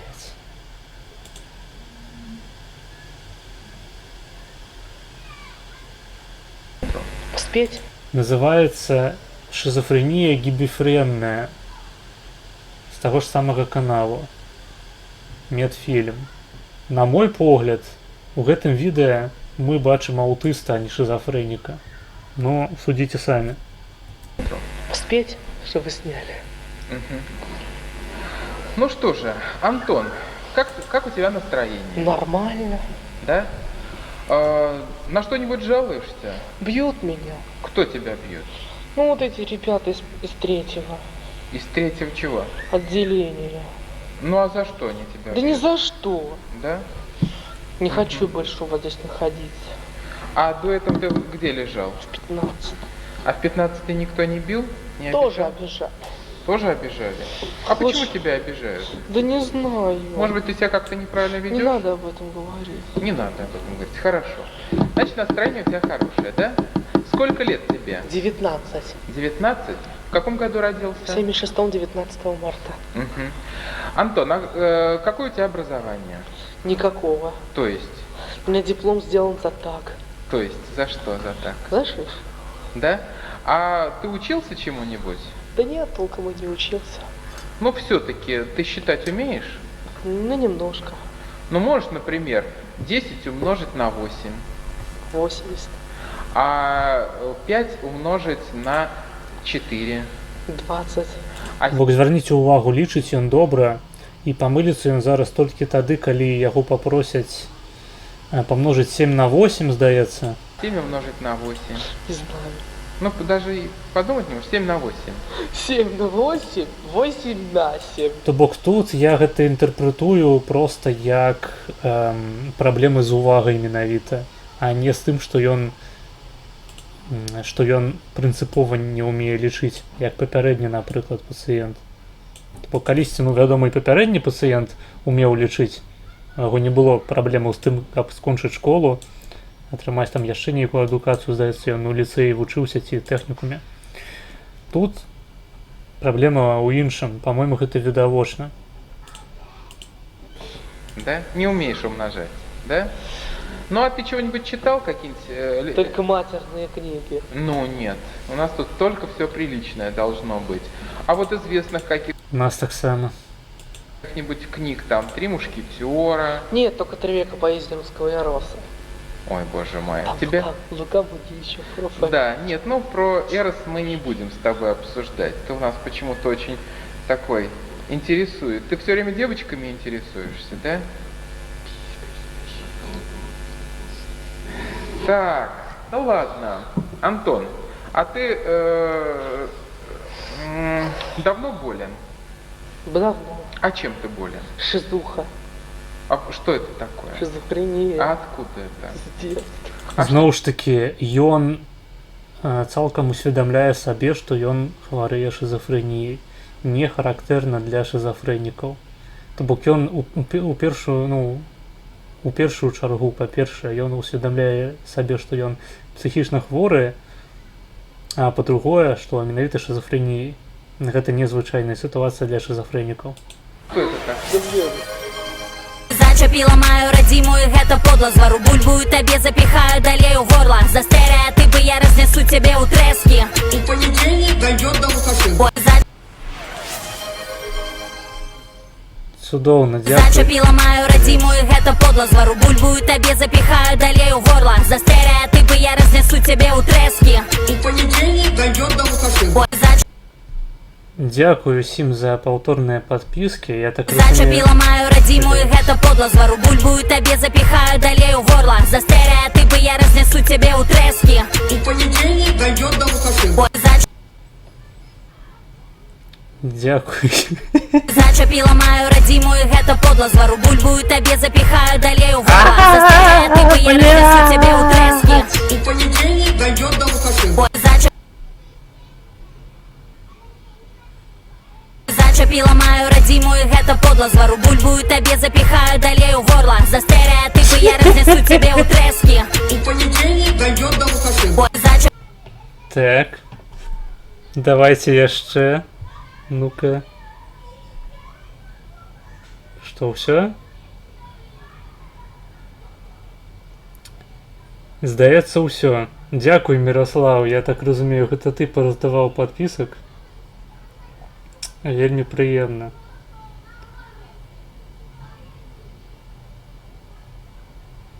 Вельмі прыемна. Хто не зразумеў, вам толькі што падарылі падпіскі, блядь. Вось.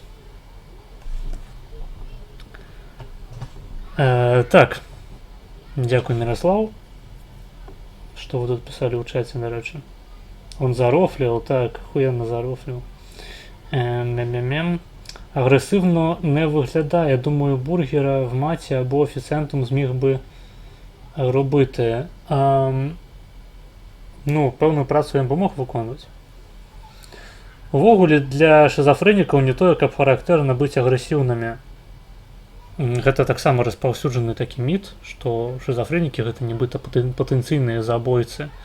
Звычайна шизофренікі нашмат часцей сустракаюцца менавіта з гвалтам у дачыненні да сябе, чым з'яўляюцца крыніцай гэтага самага гвалту. А аўтысты... Па аўтыстах не ведаю такой статыстыкі, але, здаецца, таксама няма там ніякіх канкрэтных перавагаў у іх бок у сэнсе гвалту.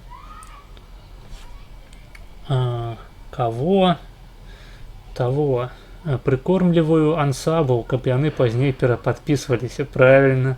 Правильно. И мы подарили вам подписки. И дали вам магчымасць дасылаць падпісачныя эмоджы. Падумайце 2 разы. Ці варта потым губляць такую магчымасць? У мяне не бачная экіпа, калі што. Ну вось. Так. Працягваем глядзець гэтае відэо. Остальных ему давали антибиотики, Валеру печь, мандавошку. Пару хвілінаў яшчэ паглядзім. Мне здаецца, я ўжо прадэманстраваў, што гэта хутчэй аўтызм, чым шизофрэнія, але давайте паглядзім яшчэ трошкі. Поймала, мне в голове застряли, я стал дураком. Стал дураком? Бо мы тут бачым проста інфантыльныя паводзіны, якія, ў прынцыпе, на мой погляд, хутчэй тлумачацца праз аўтыстычны разлад. Поймал Лену и Петю и стал дураком. Так, ну ладно. Показывать нас будут Где? по телевизору. Нет, по телевизору не будут показывать. А где будут показывать? Только вот для врачей. Так, Антон, значит, книг ты не читаешь, а что, чем ты здесь занимаешься в отделении? Здесь ничем хожу по коридору. Телевизор смотришь? Да так, А? да так. Ну что-нибудь смотрел? Смотрел. Вот что последнее смотрел? Мария, Я хачу фрагмент з метро. Да, меня зовут Юрий у вас дети есть? Геннадьевич. Так, Там путевое развитие. а что ты? Нового зараз. Я не могу сказать. Да? Я метро люблю. Метро любите? О. То есть, а что значит метро? Ну, с путями, там, стрелки, с ЦБ, там, АЛС, РС, там, путевое развитие. А что такое ЛРС? АЛС это автолокомотивная связь, АЛС это защита, это регулировка скорости. А откуда вы это все знаете? Сколько не изучаете, 13 лет уже изучаю метро. А как вы это изучаете? Катался там, спрашивал дежурных, с дежурными разговаривал. Угу. Так, и они все равно... В кабине ехал машиниста. Да? Так, ну и все теперь про метро знаете? Не совсем. Знаете, какие у нас сейчас новые станции, какие последние станции метро построены в Москве? Построено. Сейчас будет, там, значит, будет Мгм. Юбилейная, Мгм. Лихоборы, Селигерская, Петровка, Останкино, Марьина Роща. Это откуда они пойдут? Сейчас Это Марьина линия? Роща, Достоевская, Трубная, Сретенская, Чкаловская. Ну, карацей кажучы, каму цікава, можаце знайсці гэтае відэа. Шизофрения гибефренная, один из самых популярных видосов на канале, думаю, вам не будет складаць праблемы яго адшукаць. Маем вельмі спецыфічныя інтарэсы ў выглядзе, запамінання ўсіх станцыяў метро. Гэта просто, крычыць аб тым, што мы маем дачыненне з аўтызмам, ні з якай шизофрэніяй. Ён ніводнага разу не сказаў, што адчувае галасы, што бачыць пэўныя прывіды. І у яго, ў прынцыпе, складная мова, просто яна інфантылізаваная такая. Вось. Шизофрэнія гэта толькі таму, што ў Савецкім Саюзе дарослым людзям, дарослым маецца на ўвазе пасля, скажем, 18 год, не ставілі дыягназ аўтызм, ставілі шизофрэнію.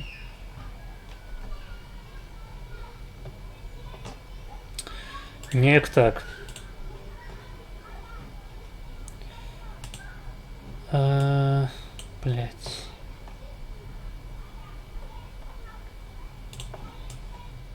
Так, давайте тады што? Мы разабралі з вами пазітыўныя сімптомы, то бок псіхозы, як яны выглядаюць. Мы разабралі з вами негатыўныя сімптомы, я забыў удакладніць канкрэтна, што гэта. Гэта, здаецца, 5 асноўных сімптомаў. Гэта апатыя, гэта эмацыйная беднасць, беднасць мовы, ангедонія і асацыяльнасць. І, здаецца, я больш-менш усе іх пералічваў ужо. І гэта асноўныя праблемы, якія дасвядчаюць пацыенты на працягу развіцця хваробы. І апатыя прыводзіць часта да таго, што асоба абсалютна цалкам не здольная выканаць ніякай дзейнасці мэтанакіраванай, нават паесці, памыцца. Гэта досыць падобна, дарэчы, на дэпрэсію у гэтым сэнсе, на клінічную дэпрэсію. Эмацыйная беднасць мовы, дарэчы, зноў ж такі, у гэтага хлопца мы не бачылі ніякай эмацыйнай беднасці, а вось у папярэдняга так, у яго была вельмі манатонная мова, бубніў сабе пад нос, гэта характэрна. Асацыяльнасць, таксама паралелі тут пэўныя з аўтызмам маюцца. Беднасць мовы, гэта не для ўсіх характэрна, але таксама. Вось. Ангедонія, то бок іх не цікавіць супрацьлеглы пол, мужчынаў шизофрэнікаў не цікавяць жанчыны з пункту гледжання сексуальнага. Вось. А гэты хлопец, ён, здаецца, наадварот нейкі памешаны быў на дзяўчынах, на тэме сексуальнасці і гэтак далей. Мне здаецца, я зараз просто па ўсіх параметрах раз'ебаў гэты відос, наконт таго, што дыягназ пастаўлены вельмі хуёва. Вось, негатыўныя сімптомы з вами толькі што абгаварылі. Когнітыўныя таксама я прывёў прыклады таго, якія канкрэтныя праблемы маюцца з вырашэннем задачаў, напрыклад, выбачаюся за таўталогію.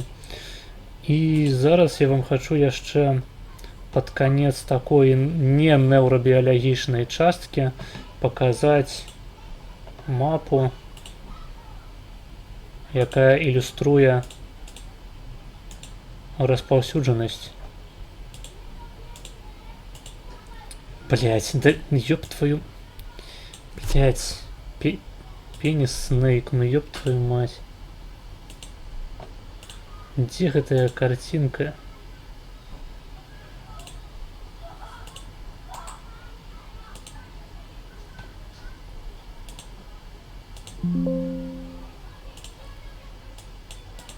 Так.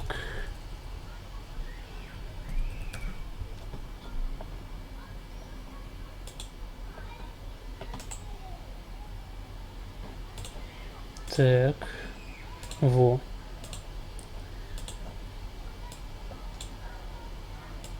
Ось так прыкладна выглядае сітуацыя. Тут на мапе прадстаўленая колькасць смерцяў па прычыне шизофрэніі, то бок смерцяў, якія так ці іначай былі выкліканыя праблемамі, звязанымі з шизофрэніяй, то бок это альбо суіцыд, альбо іншыя нейкія выпадкі. І тут гісторыя не даданая, гэта карцінка, здаецца, з Вікіпедыі, зараз я просто знайду гэты момант.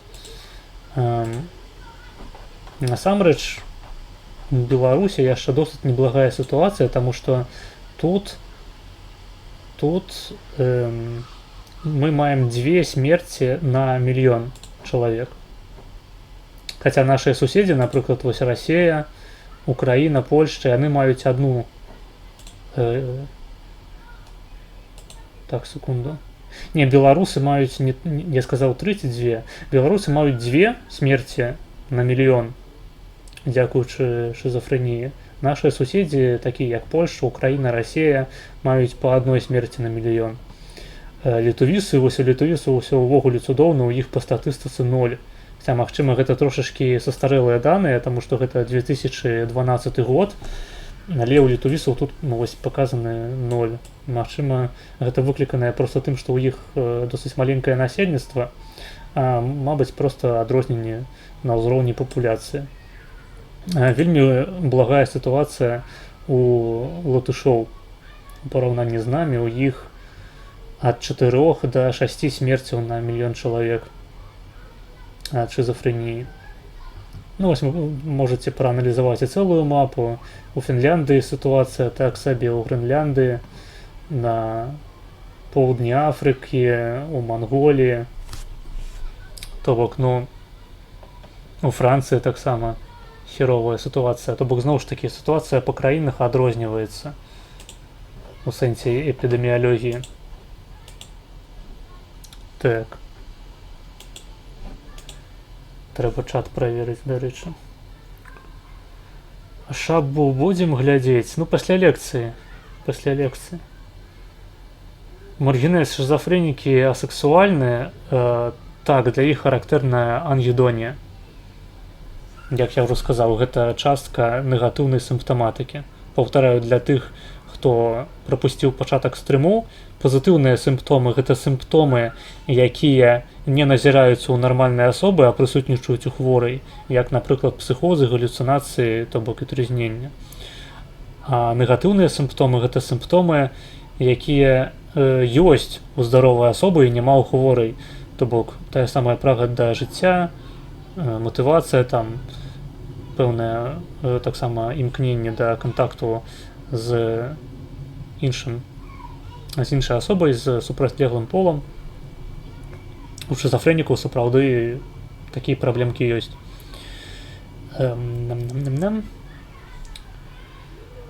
Такая хуйня, як роздзяленне асабістасці, як пракаментуеш? Пракаментую так, што гэта не мае дачынення да шизофрэніі. Шизофрэнія – гэта не падзел асобы, гэта хутчэй пра парушэнне межаў самасвядомасці, так скажем. Падваенне асобы – гэта іншыя рэчы, сёння мы пра гэта казаць не будзем, таму што і так ужо лекцыя зацягнулася, а мне трэба яшчэ усялякія тэорыі шизофрэніі з вамі абгаварыць, неўрабіялагічную частку, так бы мовіць. Знаў я аднаго шыза па яго словах, і шмат чаго назіралася ў яго з таго, што ты пералічыў, але ён не быў абыякавы да дзяўчын.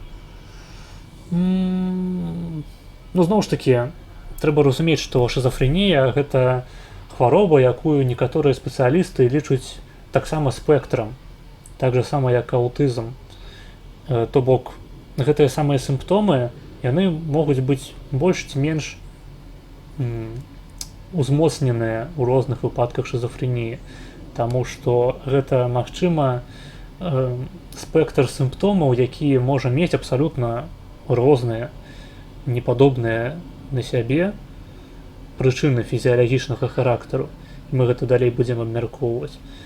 Таму, в прынцыпе, зараз развіваюцца цалкам паспяхова канцэпцыі, якія уяўляюць шызафрэнію ў якасці спектру менавіта.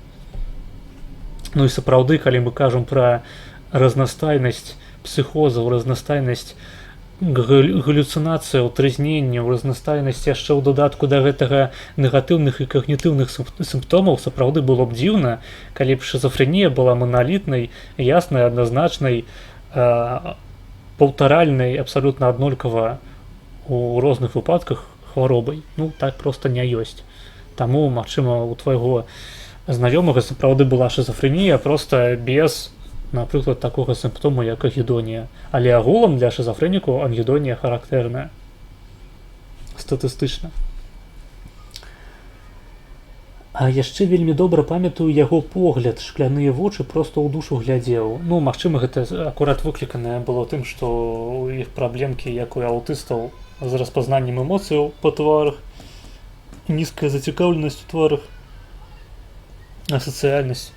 Ён не глядзеў табе ў душу, ён проста цябе не заўважаў, хутчэй за ўсё, як іншую асобу. Прычым безэмацыйны такі, так, безэмацыйнасць таксама для шызафрэнікаў характэрная. Дарэчы, Маргінэс, што думаеш наконт высокага ўзроўню суіцыдаў у літоўцаў? Чым гэта можа быць выклікана?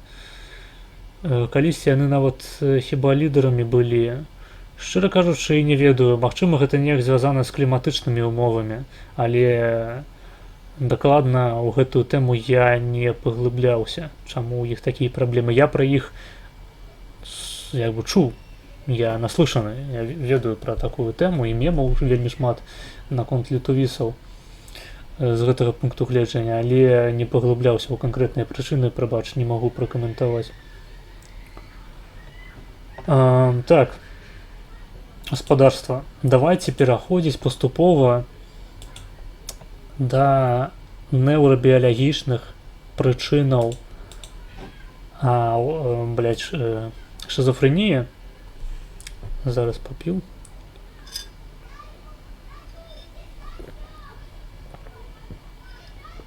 Дарэчы, наконт літувістаў зараз у галаву прыйшла думка, што гэта папуляцыя досыць нешматлікая, і магчыма у іх проста нашмат больш мутацыяў, якія выкліканыя проста блізкародственнымі крыжаваннямі. То бок яны крыжуюцца паміж сабой, таму што зноў ж такі, напрыклад, мова літувійская, яна досыць складаная, і замежнікі звычайна не прыязджаюць у Літву з мэтай вывучыць літувійскую мову і асімілявацца, жыць там як літувіс. Не, просто ўсе балакаюць па-ангельску. Такім чынам, літувісы маюць як бы большую схільнасць да таго, каб крыжавацца паміж сабой.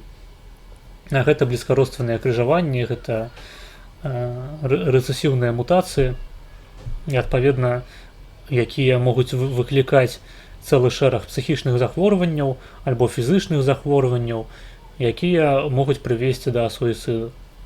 Мабыць, гэта так тлумачыцца. Это тое, што мне адразу на думку прыходзіць. Так. А зараз будзем з вами размаўляць пра так званыя неўранальныя карэляты шизофрэніі. Зноў ж такі, тэрміналогія, якая выкарыстоўваецца не толькі, калі мы кажам пра шизофрэнію, гэта агульна прынятая тэрміналогія. Што такое неўранальныя карэляты? Гэта ўсе змены ў нашых мазгах, у нашай нервовай сістэме, якія карэлююць з тым ці іншым станам хваробы, разладу альбо проста нармальнага фізіялагічнага функцыянавання. Там шукаюць, напрыклад, neuronальных карэлятаў свядомасці, то бок тыя працэсы, якія адбываюцца ў нашых мазгах падчас таго ці іншага акту мыслення, скажем. Вось. Neuronальныя карэляты шизофрэніі — гэта тыя самыя змены, якія карэлююць з хваробай шизофрэнія. Гэта азначае, проста гэта больш зручны тэрмін, таму што нам не прыходзіцца казаць аб тым, ці, напрыклад, гэтыя карэляты, ці вось гэтыя змены ў нервовай сістэме, яны выклікалі хваробу, ці гэта хвароба, якая наступіла па нейкіх іншых прычынах, выклікала гэтыя самыя neuрональныя змены. Мы кажам пра neuрональныя карэляты ў першую чаргу. Дык вось, якія змены адразу кідаюцца ў вочы даследчыкам, калі яны аналізуюць мазгі шизафрэнікаў. Па-першае, гэта агулам меншыя мазгі. І калі я кажу пра меншыя мазгі, я кажу не пра мазгі, якія выдаюцца меншымі проста вось так голым вокам. Не, гэта звычайна лепей бачна на, скажам, МРТ. Калі робяць здымак мазгоў, і бачна, які аб'ём займаюць менавіта неўроны, менавіта самая нервовая тканка, а які аб'ём заняты проста вось гэтым плынам, які плыве у поласцях унутры мазгоў. То бок я нагадваю, у спінных мазгах у нас ёсць спіннамазгавы канал, які проста калі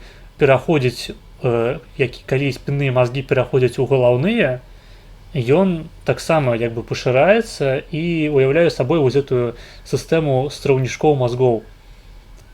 Там нумарацыя такая, што чацвёрты знаходзіцца першы па чарзе, потым ён пераходзіць у трэці праз гэты водаправод мазгоў, гэта так называецца, таксама канальчык. І потым ён зноў звужаецца і пашыраецца ўжо ў паўкулях мазгоў у выглядзе латэральных страўнічкоў. Яны маюць нумарацыю 1-2, але гэта не тое, каб важна. Латэральныя страўнічкі, то бок гэта той самы спіннамазгавы плын, які займаецца там харчаваннем нашых мазгоў, ну і вывядзеннем прадуктаў метабалізму. І што мы назіраем у шизафрэнікаў на гэтых самых здымках, што аб'ём страўнічкоў, асабліва латэральных, ён нашмат больш павялічаны ў параўнанні з нармальнымі мазгамі, што выклікана проста стратай нервовай тканкі. Прычым гэтая самая страта тканкі адбываецца як на ўзроўні страты нервовых клетак, то бок шэрай субстанцыі, так і на ўзроўні адросткаў, то бок белай субстанцыі. Прычым там ёсць пэўныя калькуляцыі, якія лічаць, якія вобласці мазгоў падвяргаюцца найбольшаму ўплыву, то бок дзе найбольш гэтай самай нервовай тканкі знікае, але на сённяшні дзень хутчэй за ўсё няма ніякага агульнага патэрну для такіх зменаў на макраўзроўні, зменаў марфалогіі. Гэта вельмі шырокі спектр зменаў, якія могуць адбывацца ў шизафрэнікаў. Але агульная рыса, што знікаюць нервовыя клеткі і знікаюць адросткі.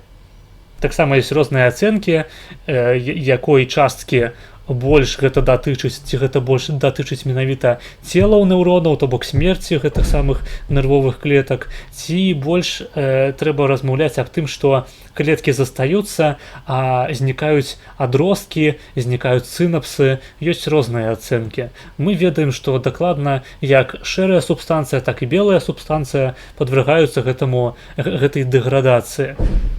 Прычым мне здаецца, вось з таго, што я прачытаў, з таго, што я паглядзеў, што у адрозненні, напрыклад, ад альцгеймеру, які таксама выражаецца неўрадэгенерацыяй і знікненнем неўронаў, тут больш цікавым з'яўляюцца тыя змены, якія адбываюцца на ўзроўні менавіта белай субстанцыі, менавіта адросткаў таго, якім чынам гэтыя самыя клеткі спалучаюцца паміж сабой. Але, зноў ж такі, гэта яшчэ галіна, досыць новая, і калі мы кажам пра любыя neuronальныя карэляты шизафрэніі, трэба трымаць у галаве, што мы насамрэч не разумеем, адкуль бярэцца шизафрэнія. Мы насамрэч вельмі мала ведаем наконт таго, якія канкрэтна механізмы ляжаць у фундаменце гэтай хваробы. Мы маем толькі пэўныя тэорыі, якія падмацаваныя сваім матэрыялам, але на сённяшні дзень не укладаюцца ў нейкую паслядоўную канцэпцыю, якая дазволіла нам бы, напрыклад, эфектыўна лекаваць гэтых людзей. Але пра гэтыя тэорыі я ўсё ж такі вам распавяду. Значыцца, як я ўжо сказаў, у асноўным мы маем дачыненне са знікненнем нейронаў. І дамінуючая тэорыя, якая тлумачыць гэтыя змены, называецца дафамінавая тэорыя. У чым яна заключаецца? Значыцца, думаю, вы ўсе калісьці чулі ў сваім жыцці пра такі нейрамедыятар дафамін. Гэта тут хутчэй трэба казаць нават не пра сам медыятар, а дафамінавую сістэму, то бок сістэма нейронаў, якая сінтэзуе і выдзяляе дафамін у якасці нейратрансмітара. Гэта сістэмы нейранальныя, якія адказваюць за матывацыю, за падмацаванне, напрыклад, пэўных рэфлексаў і гэтак далей. Якія змены адбываюцца у шизафрэнікаў у гэтай сістэме.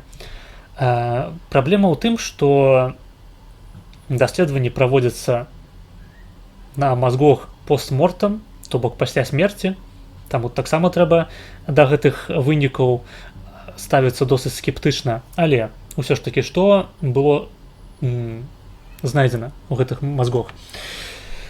Дафамінавыя рэцэптары. Іх было, скажем так, пра іншае спачатку. Дафамін, зараз я вам пакажу карцінку. Зараз вам пакажу.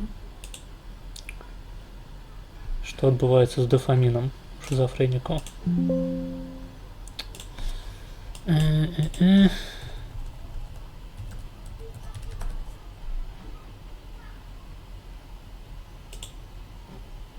Значыць, тое, што я пра рэцэптары сказаў, што іх становіцца больш, гэта таксама праўда. Але тое, з чаго я хацеў бы пачаць, трошкі іншае. Значыць, у нашым арганізме дафамін сінтэзуецца з амінакіслаты, амінаквасу тыразіну, які з дапамогай ферменту тыразін-гідраксілазы спачатку трансфармуецца у 3,4 дыоксіфенілаланін, тое, што называецца дофа, а потым з дапамогай дэкарбаксілазы араматычных амінакіслот ператвараецца ўжо ў сам дафамін. Пазней, дарэчы, гэта цэлы шлях метабалічны. З дафаміну сінтэзуецца норадреналін, а з норадреналіну адреналін. То бок таксама трэба гэта, мабыць, мець на ўвазе, трошачкі біяхіміі, што гэта ўсё адзін шлях нейрамедыятараў. Дык вось, у мазгах шизафрэнікаў постмортам было знойдзена нашмат больш тыразін-гідраксілазы, чым у звычайных асобаў. А гэты фермент, як я ўжо сказаў, дазваляе тыразіну ператварыцца ў дофу, якая пазней прыводзіць да з'яўлення дафаміну. І сапраўды, і нават рэцэптараў нашмат больш дафамінавых у мазгах шизафрэнікаў, чым у звычайных людзей. Асабліва гэта тычыцца рэцэптараў D2, якія аказваюць тормазны эфект. Што робіць гэты дафамін? Якая праблема з дафамінам? Яго становіцца занадта шмат, а транспартэраў, якія павінны гэты самы дафамін загружаць у пузыркі, у везікулы, якія, рухаючыся да прэсінаптычнай мембраны, потым дазваляюць выдзеліцца гэтаму нейратрансмітару, транспартэры гэтыя абніжаныя, іх менш. Такім чынам, дафамін, які сінтэзуецца у надмернай колькасці, у надмерным аб'ёме, ён нікуды не выдзяляецца. Потым акісляецца у самой клетцы І такім чынам прадукуюцца свабодныя радыкалы, то бок малекулы, якія прыводзяць да акіслення розных іншых малекулаў у самой клетцы. І гэта прыводзіць потым да таго, што такая клетка праз аксідатыўны стрэс памірае. Просто там парушаецца ДНК, напрыклад, рэпарацыйная сістэма няздольная усіх мутацыяў направіць, і клетка просто памірае звычайна праз апаптоз, то бок праз кантралюемую, праз кантраляваную смерць клеткі. Вось. Гэтым чынам тлумачыцца знікненне пэўных абшараў мазгоў. Праз тое, што дафамінавыя клеткі яны проста паміраюць праз таксычнасць гэтага самага дафаміну. Вось, што вы там пішаце, дарэчы. Ну, у эстонцаў гэта нават больш выражана, але ў іх хіба менш суіцыдаў, хоць і таксама нямала, як ва ўсіх паўночных народаў. Зноў ж такі, магчыма, гэта выкліканае кліматам, як я ўжо і казаў. Акведук іх, так, акведук это тое, што спалучае чацвёрты і трэці страўнічок. А які методы дослідження, на твою думку, можуть дати зрозуміти причину шизофренії? Дослідження, на твою думку, можуть дати зрозуміти причину шизофренії. Ну, спитай що-небудь простей, там займаються найлепші розуми чоловіцтва і усе ще не ведають.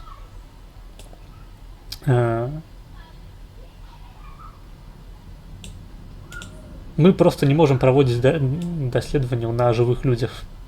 Гэта асноўная праблема. Дофамін, серотонін, адреналін, норадреналін, ацетылхолін, які там ще є. Там дохуя трансмітараў, ёсць бялковыя усялякія, тое, што называюцца эндорфіны. Ёсць усялякія канабіноідападобныя, вельмі шмат. Калі цікава, я мог бы калі-небудзь прачытаць цэлы курс па неўратрансмітарах, хаця, зноў ж такі, я не вельмі люблю гэтую тэму, таму што не трэба глядзець на мазгі як на сістэму, у якой яе дзеянне залежыць ад суадносінаў вось гэтых самых неўрамедыятараў проста ў нейкім супе. Не. Ёсць клеткі канкрэтныя, якія ўбудаваныя ў канкрэтныя неўранальныя сеткі, у якіх яны выконваюць канкрэтныя функцыі. А гэтыя месенджеры, гэтыя хімічныя элементы проста служаць перадатчыкам інфармацыі. Таму звяртаць увагу трэба не на канкрэтныя малекулы гэтых трансмітараў, а хутчэй на рэцэптары. Таму што нават выдзяляючы адну і тую ж малекулу, як дафамін, напрыклад, можна выклікаць абсалютна розныя эфекты на постсінаптычнай клетцы, на постсінаптычным нейроне, праз тое, што там будуць проста іншыя рэцэптары. Напрыклад, будуць рэцэптары D1, значыць будзе актывацыя клеткі. Будуць рэцэптары D2, будзе тармазіцца клетка. Будзе абніжацца ейны мембранны патэнцыял. Хаця, здавалася б, неўратрансмітар адзін і той же самы. І так жа працуе з усімі іншымі. Чуў пра тое, што ўжыванне галюцынагенаў, псіхадэлікаў, такіх як ЛСД, фактычна часова ўводзіць цябе ў стан шизофрэнічнага псіхозу. Ці праўда гэта? Я не думаю, таму што прыход ад псіхадэлікаў звычайна праяўляецца праз візуальныя галюцынацыі, а для шизофрэнікаў найбольш характэрныя менавіта слыхавыя. Вось. І сератанінавай тэорыі шизофрэніі, наколькі я ведаю, сфармаванай канкрэтнай нейкай няма. Хаця, зноў ж такі, я праводзіў ужо сёння паралелі, што псіхоз вельмі нагадвае сваім токам, сваім цячэннем вось нашыя сны. Вельмі падобна. І, магчыма, праз пэўныя паралелі са снамі мы маглі б зразумець шизофрэнію глыбей. Значыцца, так гучыць дафамінавая тэорыя шизофрэніі. У нас клеткі паміраюць праз тое, што ў іх накапліваецца дафамін, які акісляецца і прадукуе свабодныя радыкалы, якія прыводзяць да смерці клеткі. Акісляюць ДНК, акісляюць іншыя структуры, карацей, прыводзяць да яе дысфункцыі. Вось.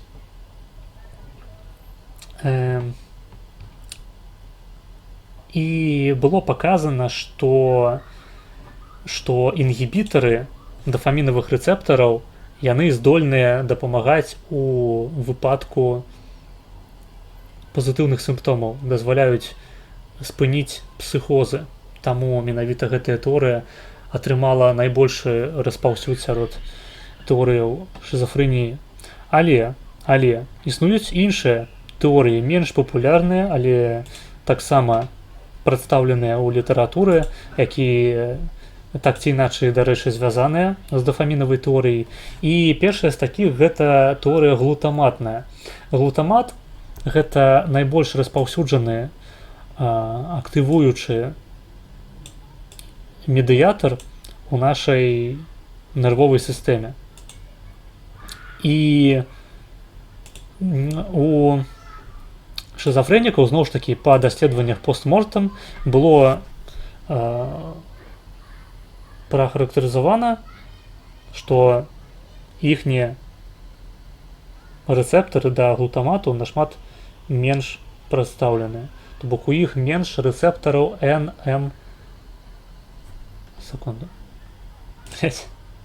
НМДА рэцэптараў, не блытаць з МДМА. Вось. НМДА рэцэптары гэта асноўныя рэцэптары, не асноўныя рэцэптары, гэта дадатковыя рэцэптары ў сігналінгу глутамату. Вось. Таму што асноўныя гэта ампа, рэцэптары ампа. І ў шизофрэнікаў менш НДМА рэцэптараў, якія, дарэчы, адказваюць за працэсы памяці кароткатэрміновай. Яшчэ, што было прадэманстравана, гэта тое, што, глядзіце, вось дафамін выдзяляецца разам з глутаматам і ўплывае на постсінаптычную клетку. У звычайных людзей глутамат больш стымулюючы нейрамедыятар, чым дафамін тормазны. То бок, калі яны выдзяляюцца разам, то эфект глутамату дамінуе. Такім чынам, все ж таки актывацыя клеткі адбываецца постсінаптычнай. А у шизофрэнікаў, у якіх больш актываваная дафамінавая сістэма і падаўленая глутаматная, адбываецца так, што ўсё ж таки эфект дафаміну дамінуе. Праз гэта тлумачыцца таксама пазітыўныя сімптомы. Хаця, зноў ж такі, не да канца зразумела, як менавіта гэта ўплывае, але такія канструкцыі гэтая тэорыя нам прапануе. Вось. Гэта тое, што тычыцца глутаматнай тэорыі.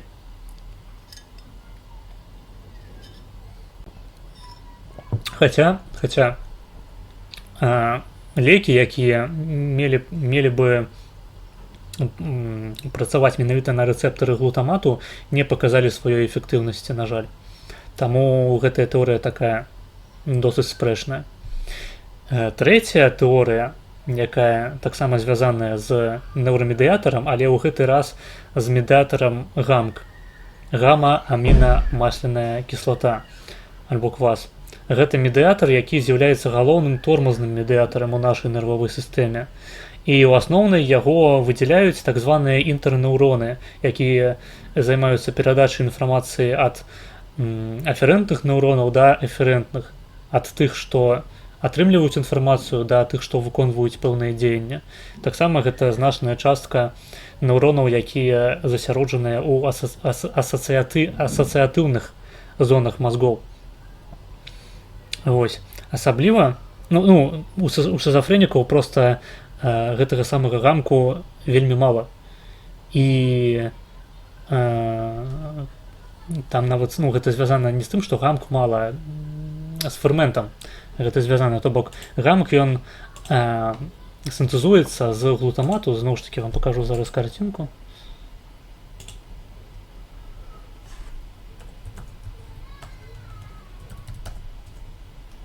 Покажу вам зараз картинку, заодно побачыце, як выглядае глутамат.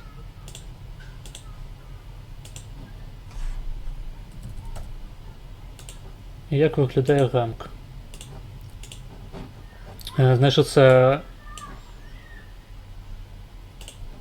глутамат гэта адзін неўрамедыятар, і калі на яго дзейнічае дэкарбоксіляза глутамату, мы атрымліваем гамк, па-ангельску GABA, гамма-амінабутылік acid.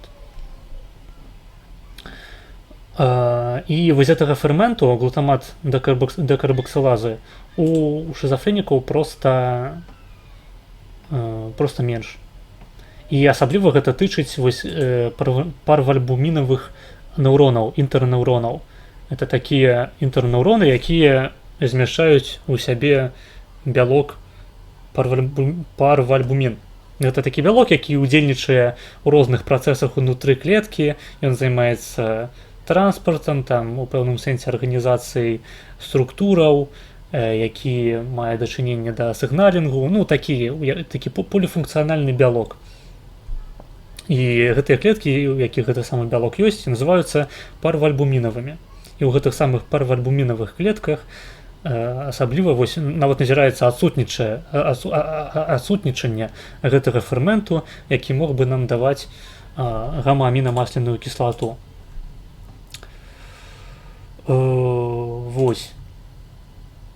Праз гэта тлумачыцца таксама пэўная дысфункцыя, звязаная з шизофрэніяй. Іншая тэорыя, якая звязаная ўжо не з канкрэтным неўрамедыятарам, а хутчэй з працэсамі развіцця, гэта парушэнне міелінізацыі. Гэта тая самая тэорыя, якая мае на мэце патлумачыць, чаму мы назіраем памяншэнне белай субстанцыі, памяншэнне адросткаў. І тут гэтая тэорыя у асноўным палягае на тым, што міелінізацыя затрымліваецца праз парушэнне праліферацыі алігадэндрацытаў. Алігадэндрацыты гэта такія гліальныя клеткі, якія фармуюць аслонкі міеліну на неўронах у цэнтральнай нервовай сістэме, якія вось гэтыя аслонкі дазваляюць хутчэй праводзіць сігнал па неўронах. Адпаведна, адросткі, якія не прайшлі праз міелінізацыю, яны звычайна карацейшыя, яны праводзяць менш сігналаў, і няма нічога дзіўнага ў тым, што яны такім чынам занікаюць, яны такім чынам, як бы сказаць, назіраецца такая дыстрофія пэўная гэтых адросткаў. Ось, міелінізацыя можа быць прычынай альбо дадатковай, хутчэй за ўсё дадатковай, а мабыць і асноўнай прычынай шизофрэніі. Гэтага мы не ведаем пакуль што. Гэта адна з тэорыяў. Яшчэ адна тэорыя палягае на тым, што шизофрэнія можа зрабіцца вынікам стрэсу, менавіта імуналагічнага, альбо проста стрэсу, які таксама ўплывае на імунную сістэму ў дзяцінстве. І таксама я хацеў бы для вас правесці тут такую аналогію паміж станам, калі мы маем высокую тэмпературу, і у нас пачынаецца трызненне. Асабліва вось ахуіцельна выглядаюць сны з высокай тэмпературай. Магчыма, гэта механізм, які таксама датычыць менавіта з гэтага аспекту трызнення ў шизофрэніі. Пэўныя працэсы запалення, якія ўзнікаюць у нашых мазгах, якія прыводзяць да знішчэння клетак, якія прыводзяць да пэўнай дысфункцыі спалучэнняў гэтых самых неўронаў. Вось. Ну і такая дадатковая тэорыя, якая не з'яўляецца асноўнай, яна проста нібыта звязаная з усімі іншымі. Аксідатыўны стрэс.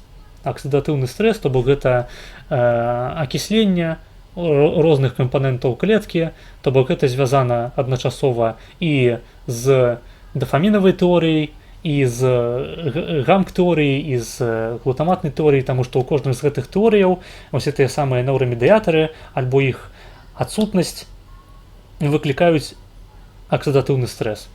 І, магчыма, сам па сабе гэты стрэс не прывёў бы да парушэнняў, да знікнення клетак, да іх дэградацыі, калі б не парушэнне рэпарацыі мутацыяў. То бок мутацыі ўзнікаюць, у нармальных людзей гэтыя самыя мутацыі напраўляюцца спецыяльнай сістэмай, якая ў кожнага з нас, у кожнай клетцы працуе, якая выпраўляе ўсе памылкі, якія былі зробленыя пры падзеле клетак, пры проста функцыянаванні клетак. І, магчыма, у шызафрэнікаў гэтыя самыя працэсы рэпарацыі парушаныя, таму гэты самы аксідатыўны стрэс так хуёва на іх дзейнічае. Вось. А самая такая мала развітая тэорыя шызафрэніі датычыць страўніка кішачнага тракту. Гэта тэорыя, якая звязвае усялякія парушэнні страўніка кішачнага тракту з шызафрэніяй. Адным з аспектаў гэтай тэорыі з'яўляюцца змены ў мікрабіёце. У мікрабіёце, то бок мікраарганізмах, якія жывуць у нашых кішках, якія вось гэтыя самыя змены могуць прывесці да шызафрэніі. Мне здаецца, што ўсё ж такі гэта хутчэй за ўсё успамагальная, дадатковая тэма, тэорыя, якая можа пэўным чынам уплываць на стан псіхалагічны, на шызафрэнію, але чаму б і не? Магчыма, яна таксама робіць свой унёсак у развіццё гэтай хваробы, зноў ж такі, хутчэй за ўсё не асноўны. Таму што гэта было б занадта проста, было б дастаткова выканаць аперацыю па перасадцы кала. Перасадка кала — гэта такая аперацыя, падчас якой мікрабіёта ад рэцыпіента, мікрабіёта ад донара перадаецца рэцыпіенту. Так, напрыклад, лекуюцца некаторыя станы атлусцення, станы надмернай вагі. Лекуюцца праз перасадку кала. Гучыць смешна, я разумею, але гэта рэальнасць. Гэта рэальнасць, такія аперацыі праводзяцца. Вось гэтыя тэорыі, якія намагаюцца праз спалучэнне нейранальных карэлятаў шызафрэніі патлумачыць яе працяканне. Значыцца, што я яшчэ не сказаў? Лекаванне. Лекаванне я трошачкі ўзгадаў уже сёння. Пазітыўныя сімптомы лекуюцца антыпсіхотыкамі, той жа самы галаперидол і іншымі. Негатыўныя сімптомы лекуюцца псіхастымулянтамі, але у гэтым выпадку мы назіраем проста канфлікт паміж лекаваннем пазітыўных сімптомаў і негатыўных, таму што лекаванне псіхастымулянтамі, як гэта вынікае з назвы і з досведу клінічнага, можа проста выклікаць пазітыўную сімптаматыку, тыя самыя псіхозы.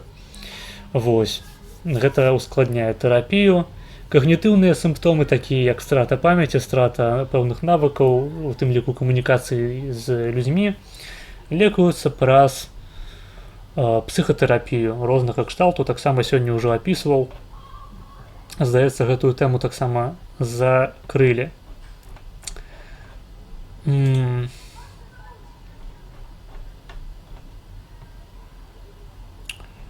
ведаю, калі у вас ёсць яшчэ якія-небудзь пытанні наконт неўрабіялагічнай часткі, гатовы адказаць, таму што гэтая тэма бязмерная.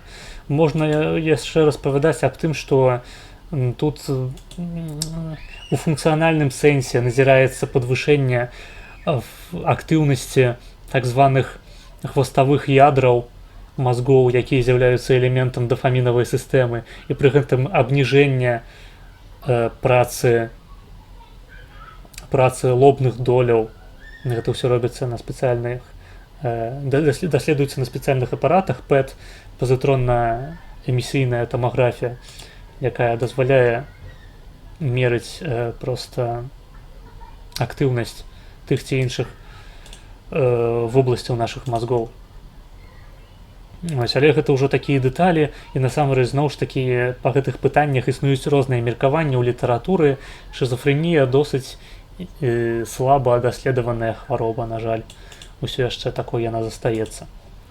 Што варта дадаць на канцы, што я хацеў яшчэ сказаць па шизофрэніі, не трэба блытаць шизофрэнію, напрыклад, з такімі рэчамі, як шизоідны разлад асобы, альбо шизатыповы разлад асобы. Гэта іншыя тэмы.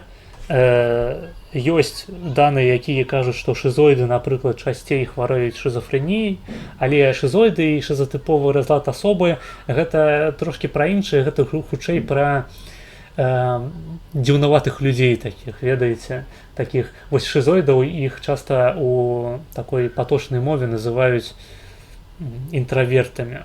Ну, просто гэта такія часта эксцэнтрычныя, дзіўнаватыя асобы, якія не перажываюць станы псіхозу, якія маюць нашмат менш праблемаў з тым, каб інтэгравацца ў грамадства і выконваць належныя ім заданні. Просто гэта такія вось ненармальныя людзі у сэнсе статыстычным. Гэта людзі просто з асаблівасцямі характару, трэба разумець. Вось, узгаданы праз мяне яшчэ шизаэфектыўны разлад. Гэта просто спалучэнне шизофрэніі з эфектыўным разладам. Зноў ж такі гэта просто такі мікс пэўны, але зноў ж такі іншая тэма. Шизофрэнія гэта не падваенне асобы, як я ўжо казаў. Вось. Таму, што можна сказаць у заключэнне, шизофрэнія у першую чаргу хвароба, якая яшчэ патрабуе вельмі шмат розных даных, вельмі шмат канцэпцыяў смелых, якія меліся б яе патлумачыць. Гэта хвароба, якая датычыць вельмі вялікай колькасці насельніцтва па ўсёй зямлі, і Беларусь не з'яўляецца выключэннем. Гэта хвароба, якая з'яўляецца недадыягнаставанай. Гэта хвароба, якая патрабуе вельмі пільнай увагі і хуткай дыягностыкі, таму што нават у тэрапіі ёсць такое паняцце, як стан без лекавання. То бок той час, які прайшоў ад першага эпізоду псіхозу да вось сучаснага пэўнага моманту.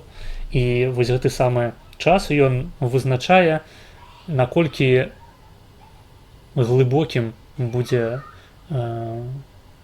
развіццё шизофрэніі, наколькі сур'ёзны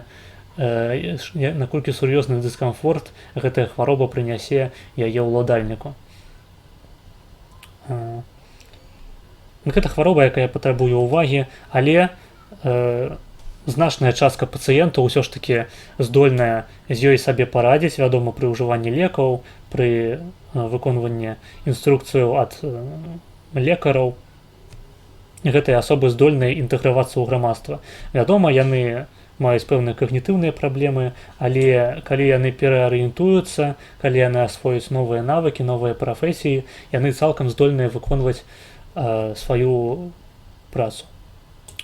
Шизофрэнія гэта не пра агрэсію. Часцей за ўсё шизофрэнікі з'яўляюцца ахвярай агрэсіі, чым яе правакуюць.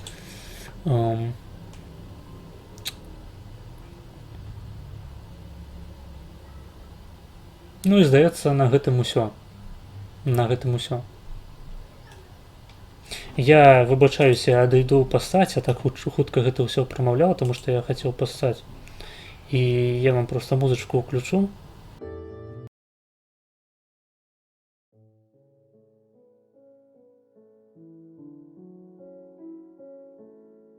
Так, я зноў з вами. Зараз буду чытаць чат. Так, дарэчы, трэба картинку прыбраць.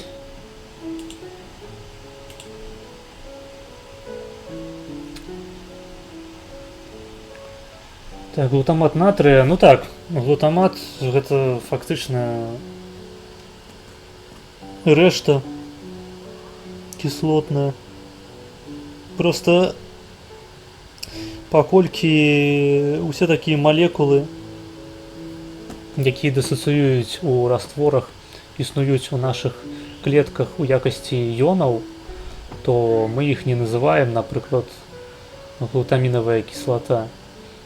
Мы іх называем глутамат, таму што яны звычайна у выглядзе аніёнаў прадстаўленыя. Ось.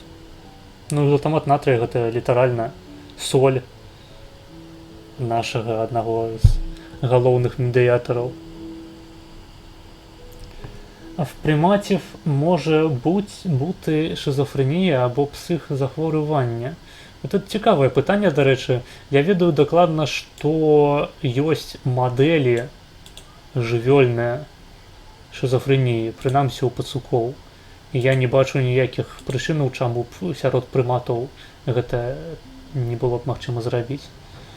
Але я канкрэтна пра гэта не чытаў. Ось роби колись лекцію по снах. Буде, є такое у планах, зроблю. У нас же буде неўзабаве пачнецца курс лекцыю по хронабіялогіі, і ў рамках гэтага курсу, я думаю, мы пра сны з вами пагаворым і з пункту гледжання сну як чыста фізіялагічнага працэсу, і з пункту гледжання сноў, які мы бачым падчас сну. Пра гэта ўсё мы паразмаўляем. Гэта ёсць такое ў планах, так. А як мікрофлора впливає на мозок? Середовище мозку ж стерильне.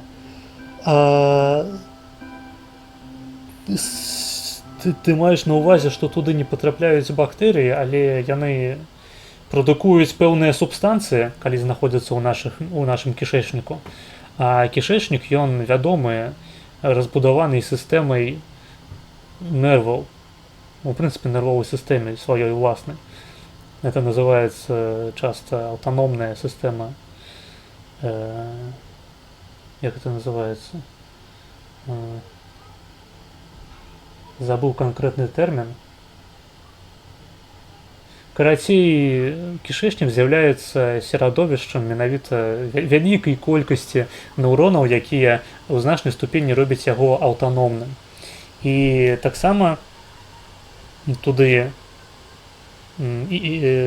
кішэчніка дасягаюць такія чарапныя нервы, як нерва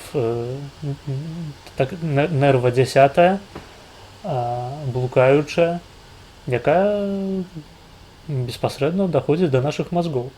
То бок бактэрыі, якія пражываюць у нашых кішках, могуць выдзяляць пэўныя субстанцыі, якія ўплываюць на гэтыя самыя нервовыя адросткі, нервовыя канчаткі.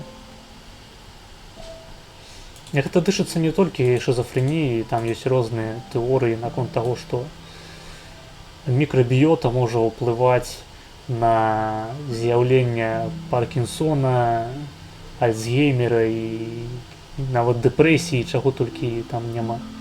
Гэта вялікая тэма, патрабуе асобнага этэру, а мабыць і некалькіх вялікіх лекцыяў. Я і так сёння паспрабаваў абняць проста неабдымная, лекцыя трывала прыкладна 2,5 гадзіны. Гэта вельмі шмат. Пам-пам-пам. Тричі переварений кал. Так. Перасадка калу ў рот гобліна. Таксама вядомая аперацыя. Добраахвотная. Записываемся на перасадку ў прыват. Так, я могу вам адразу на стріме просто насраць. Але насправді шиза лікується током розрядами.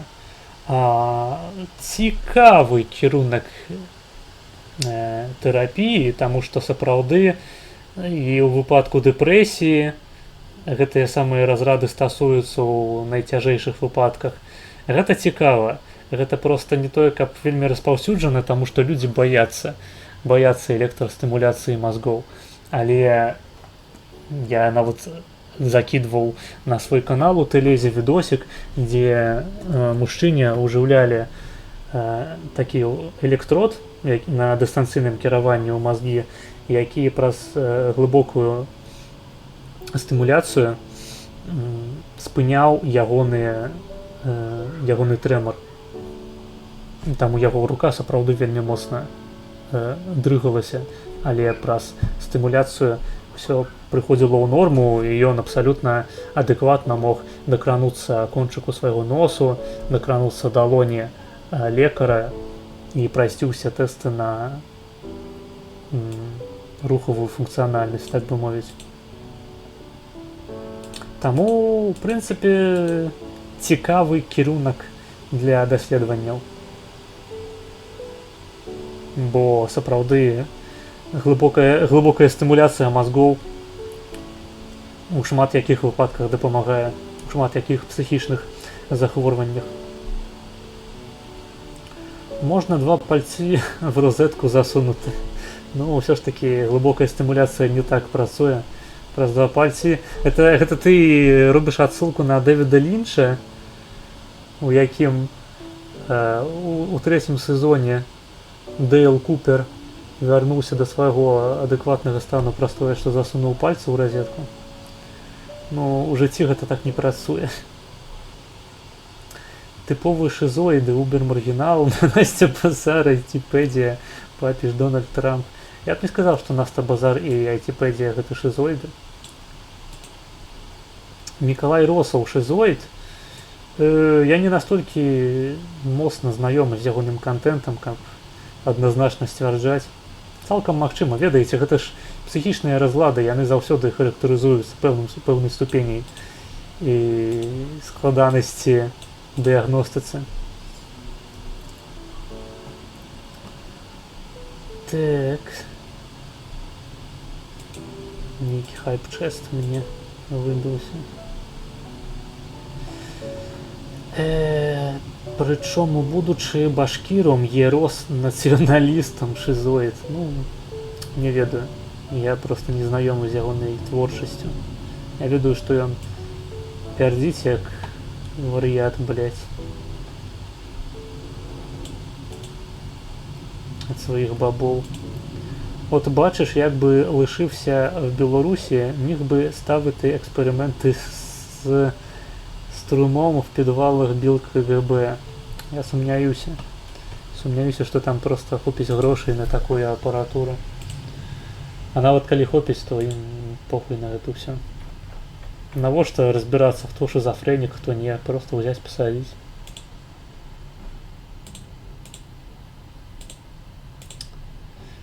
Так, я трошки подстаміўся, але давайте паспрабуем з вами перайсці да відосікаў.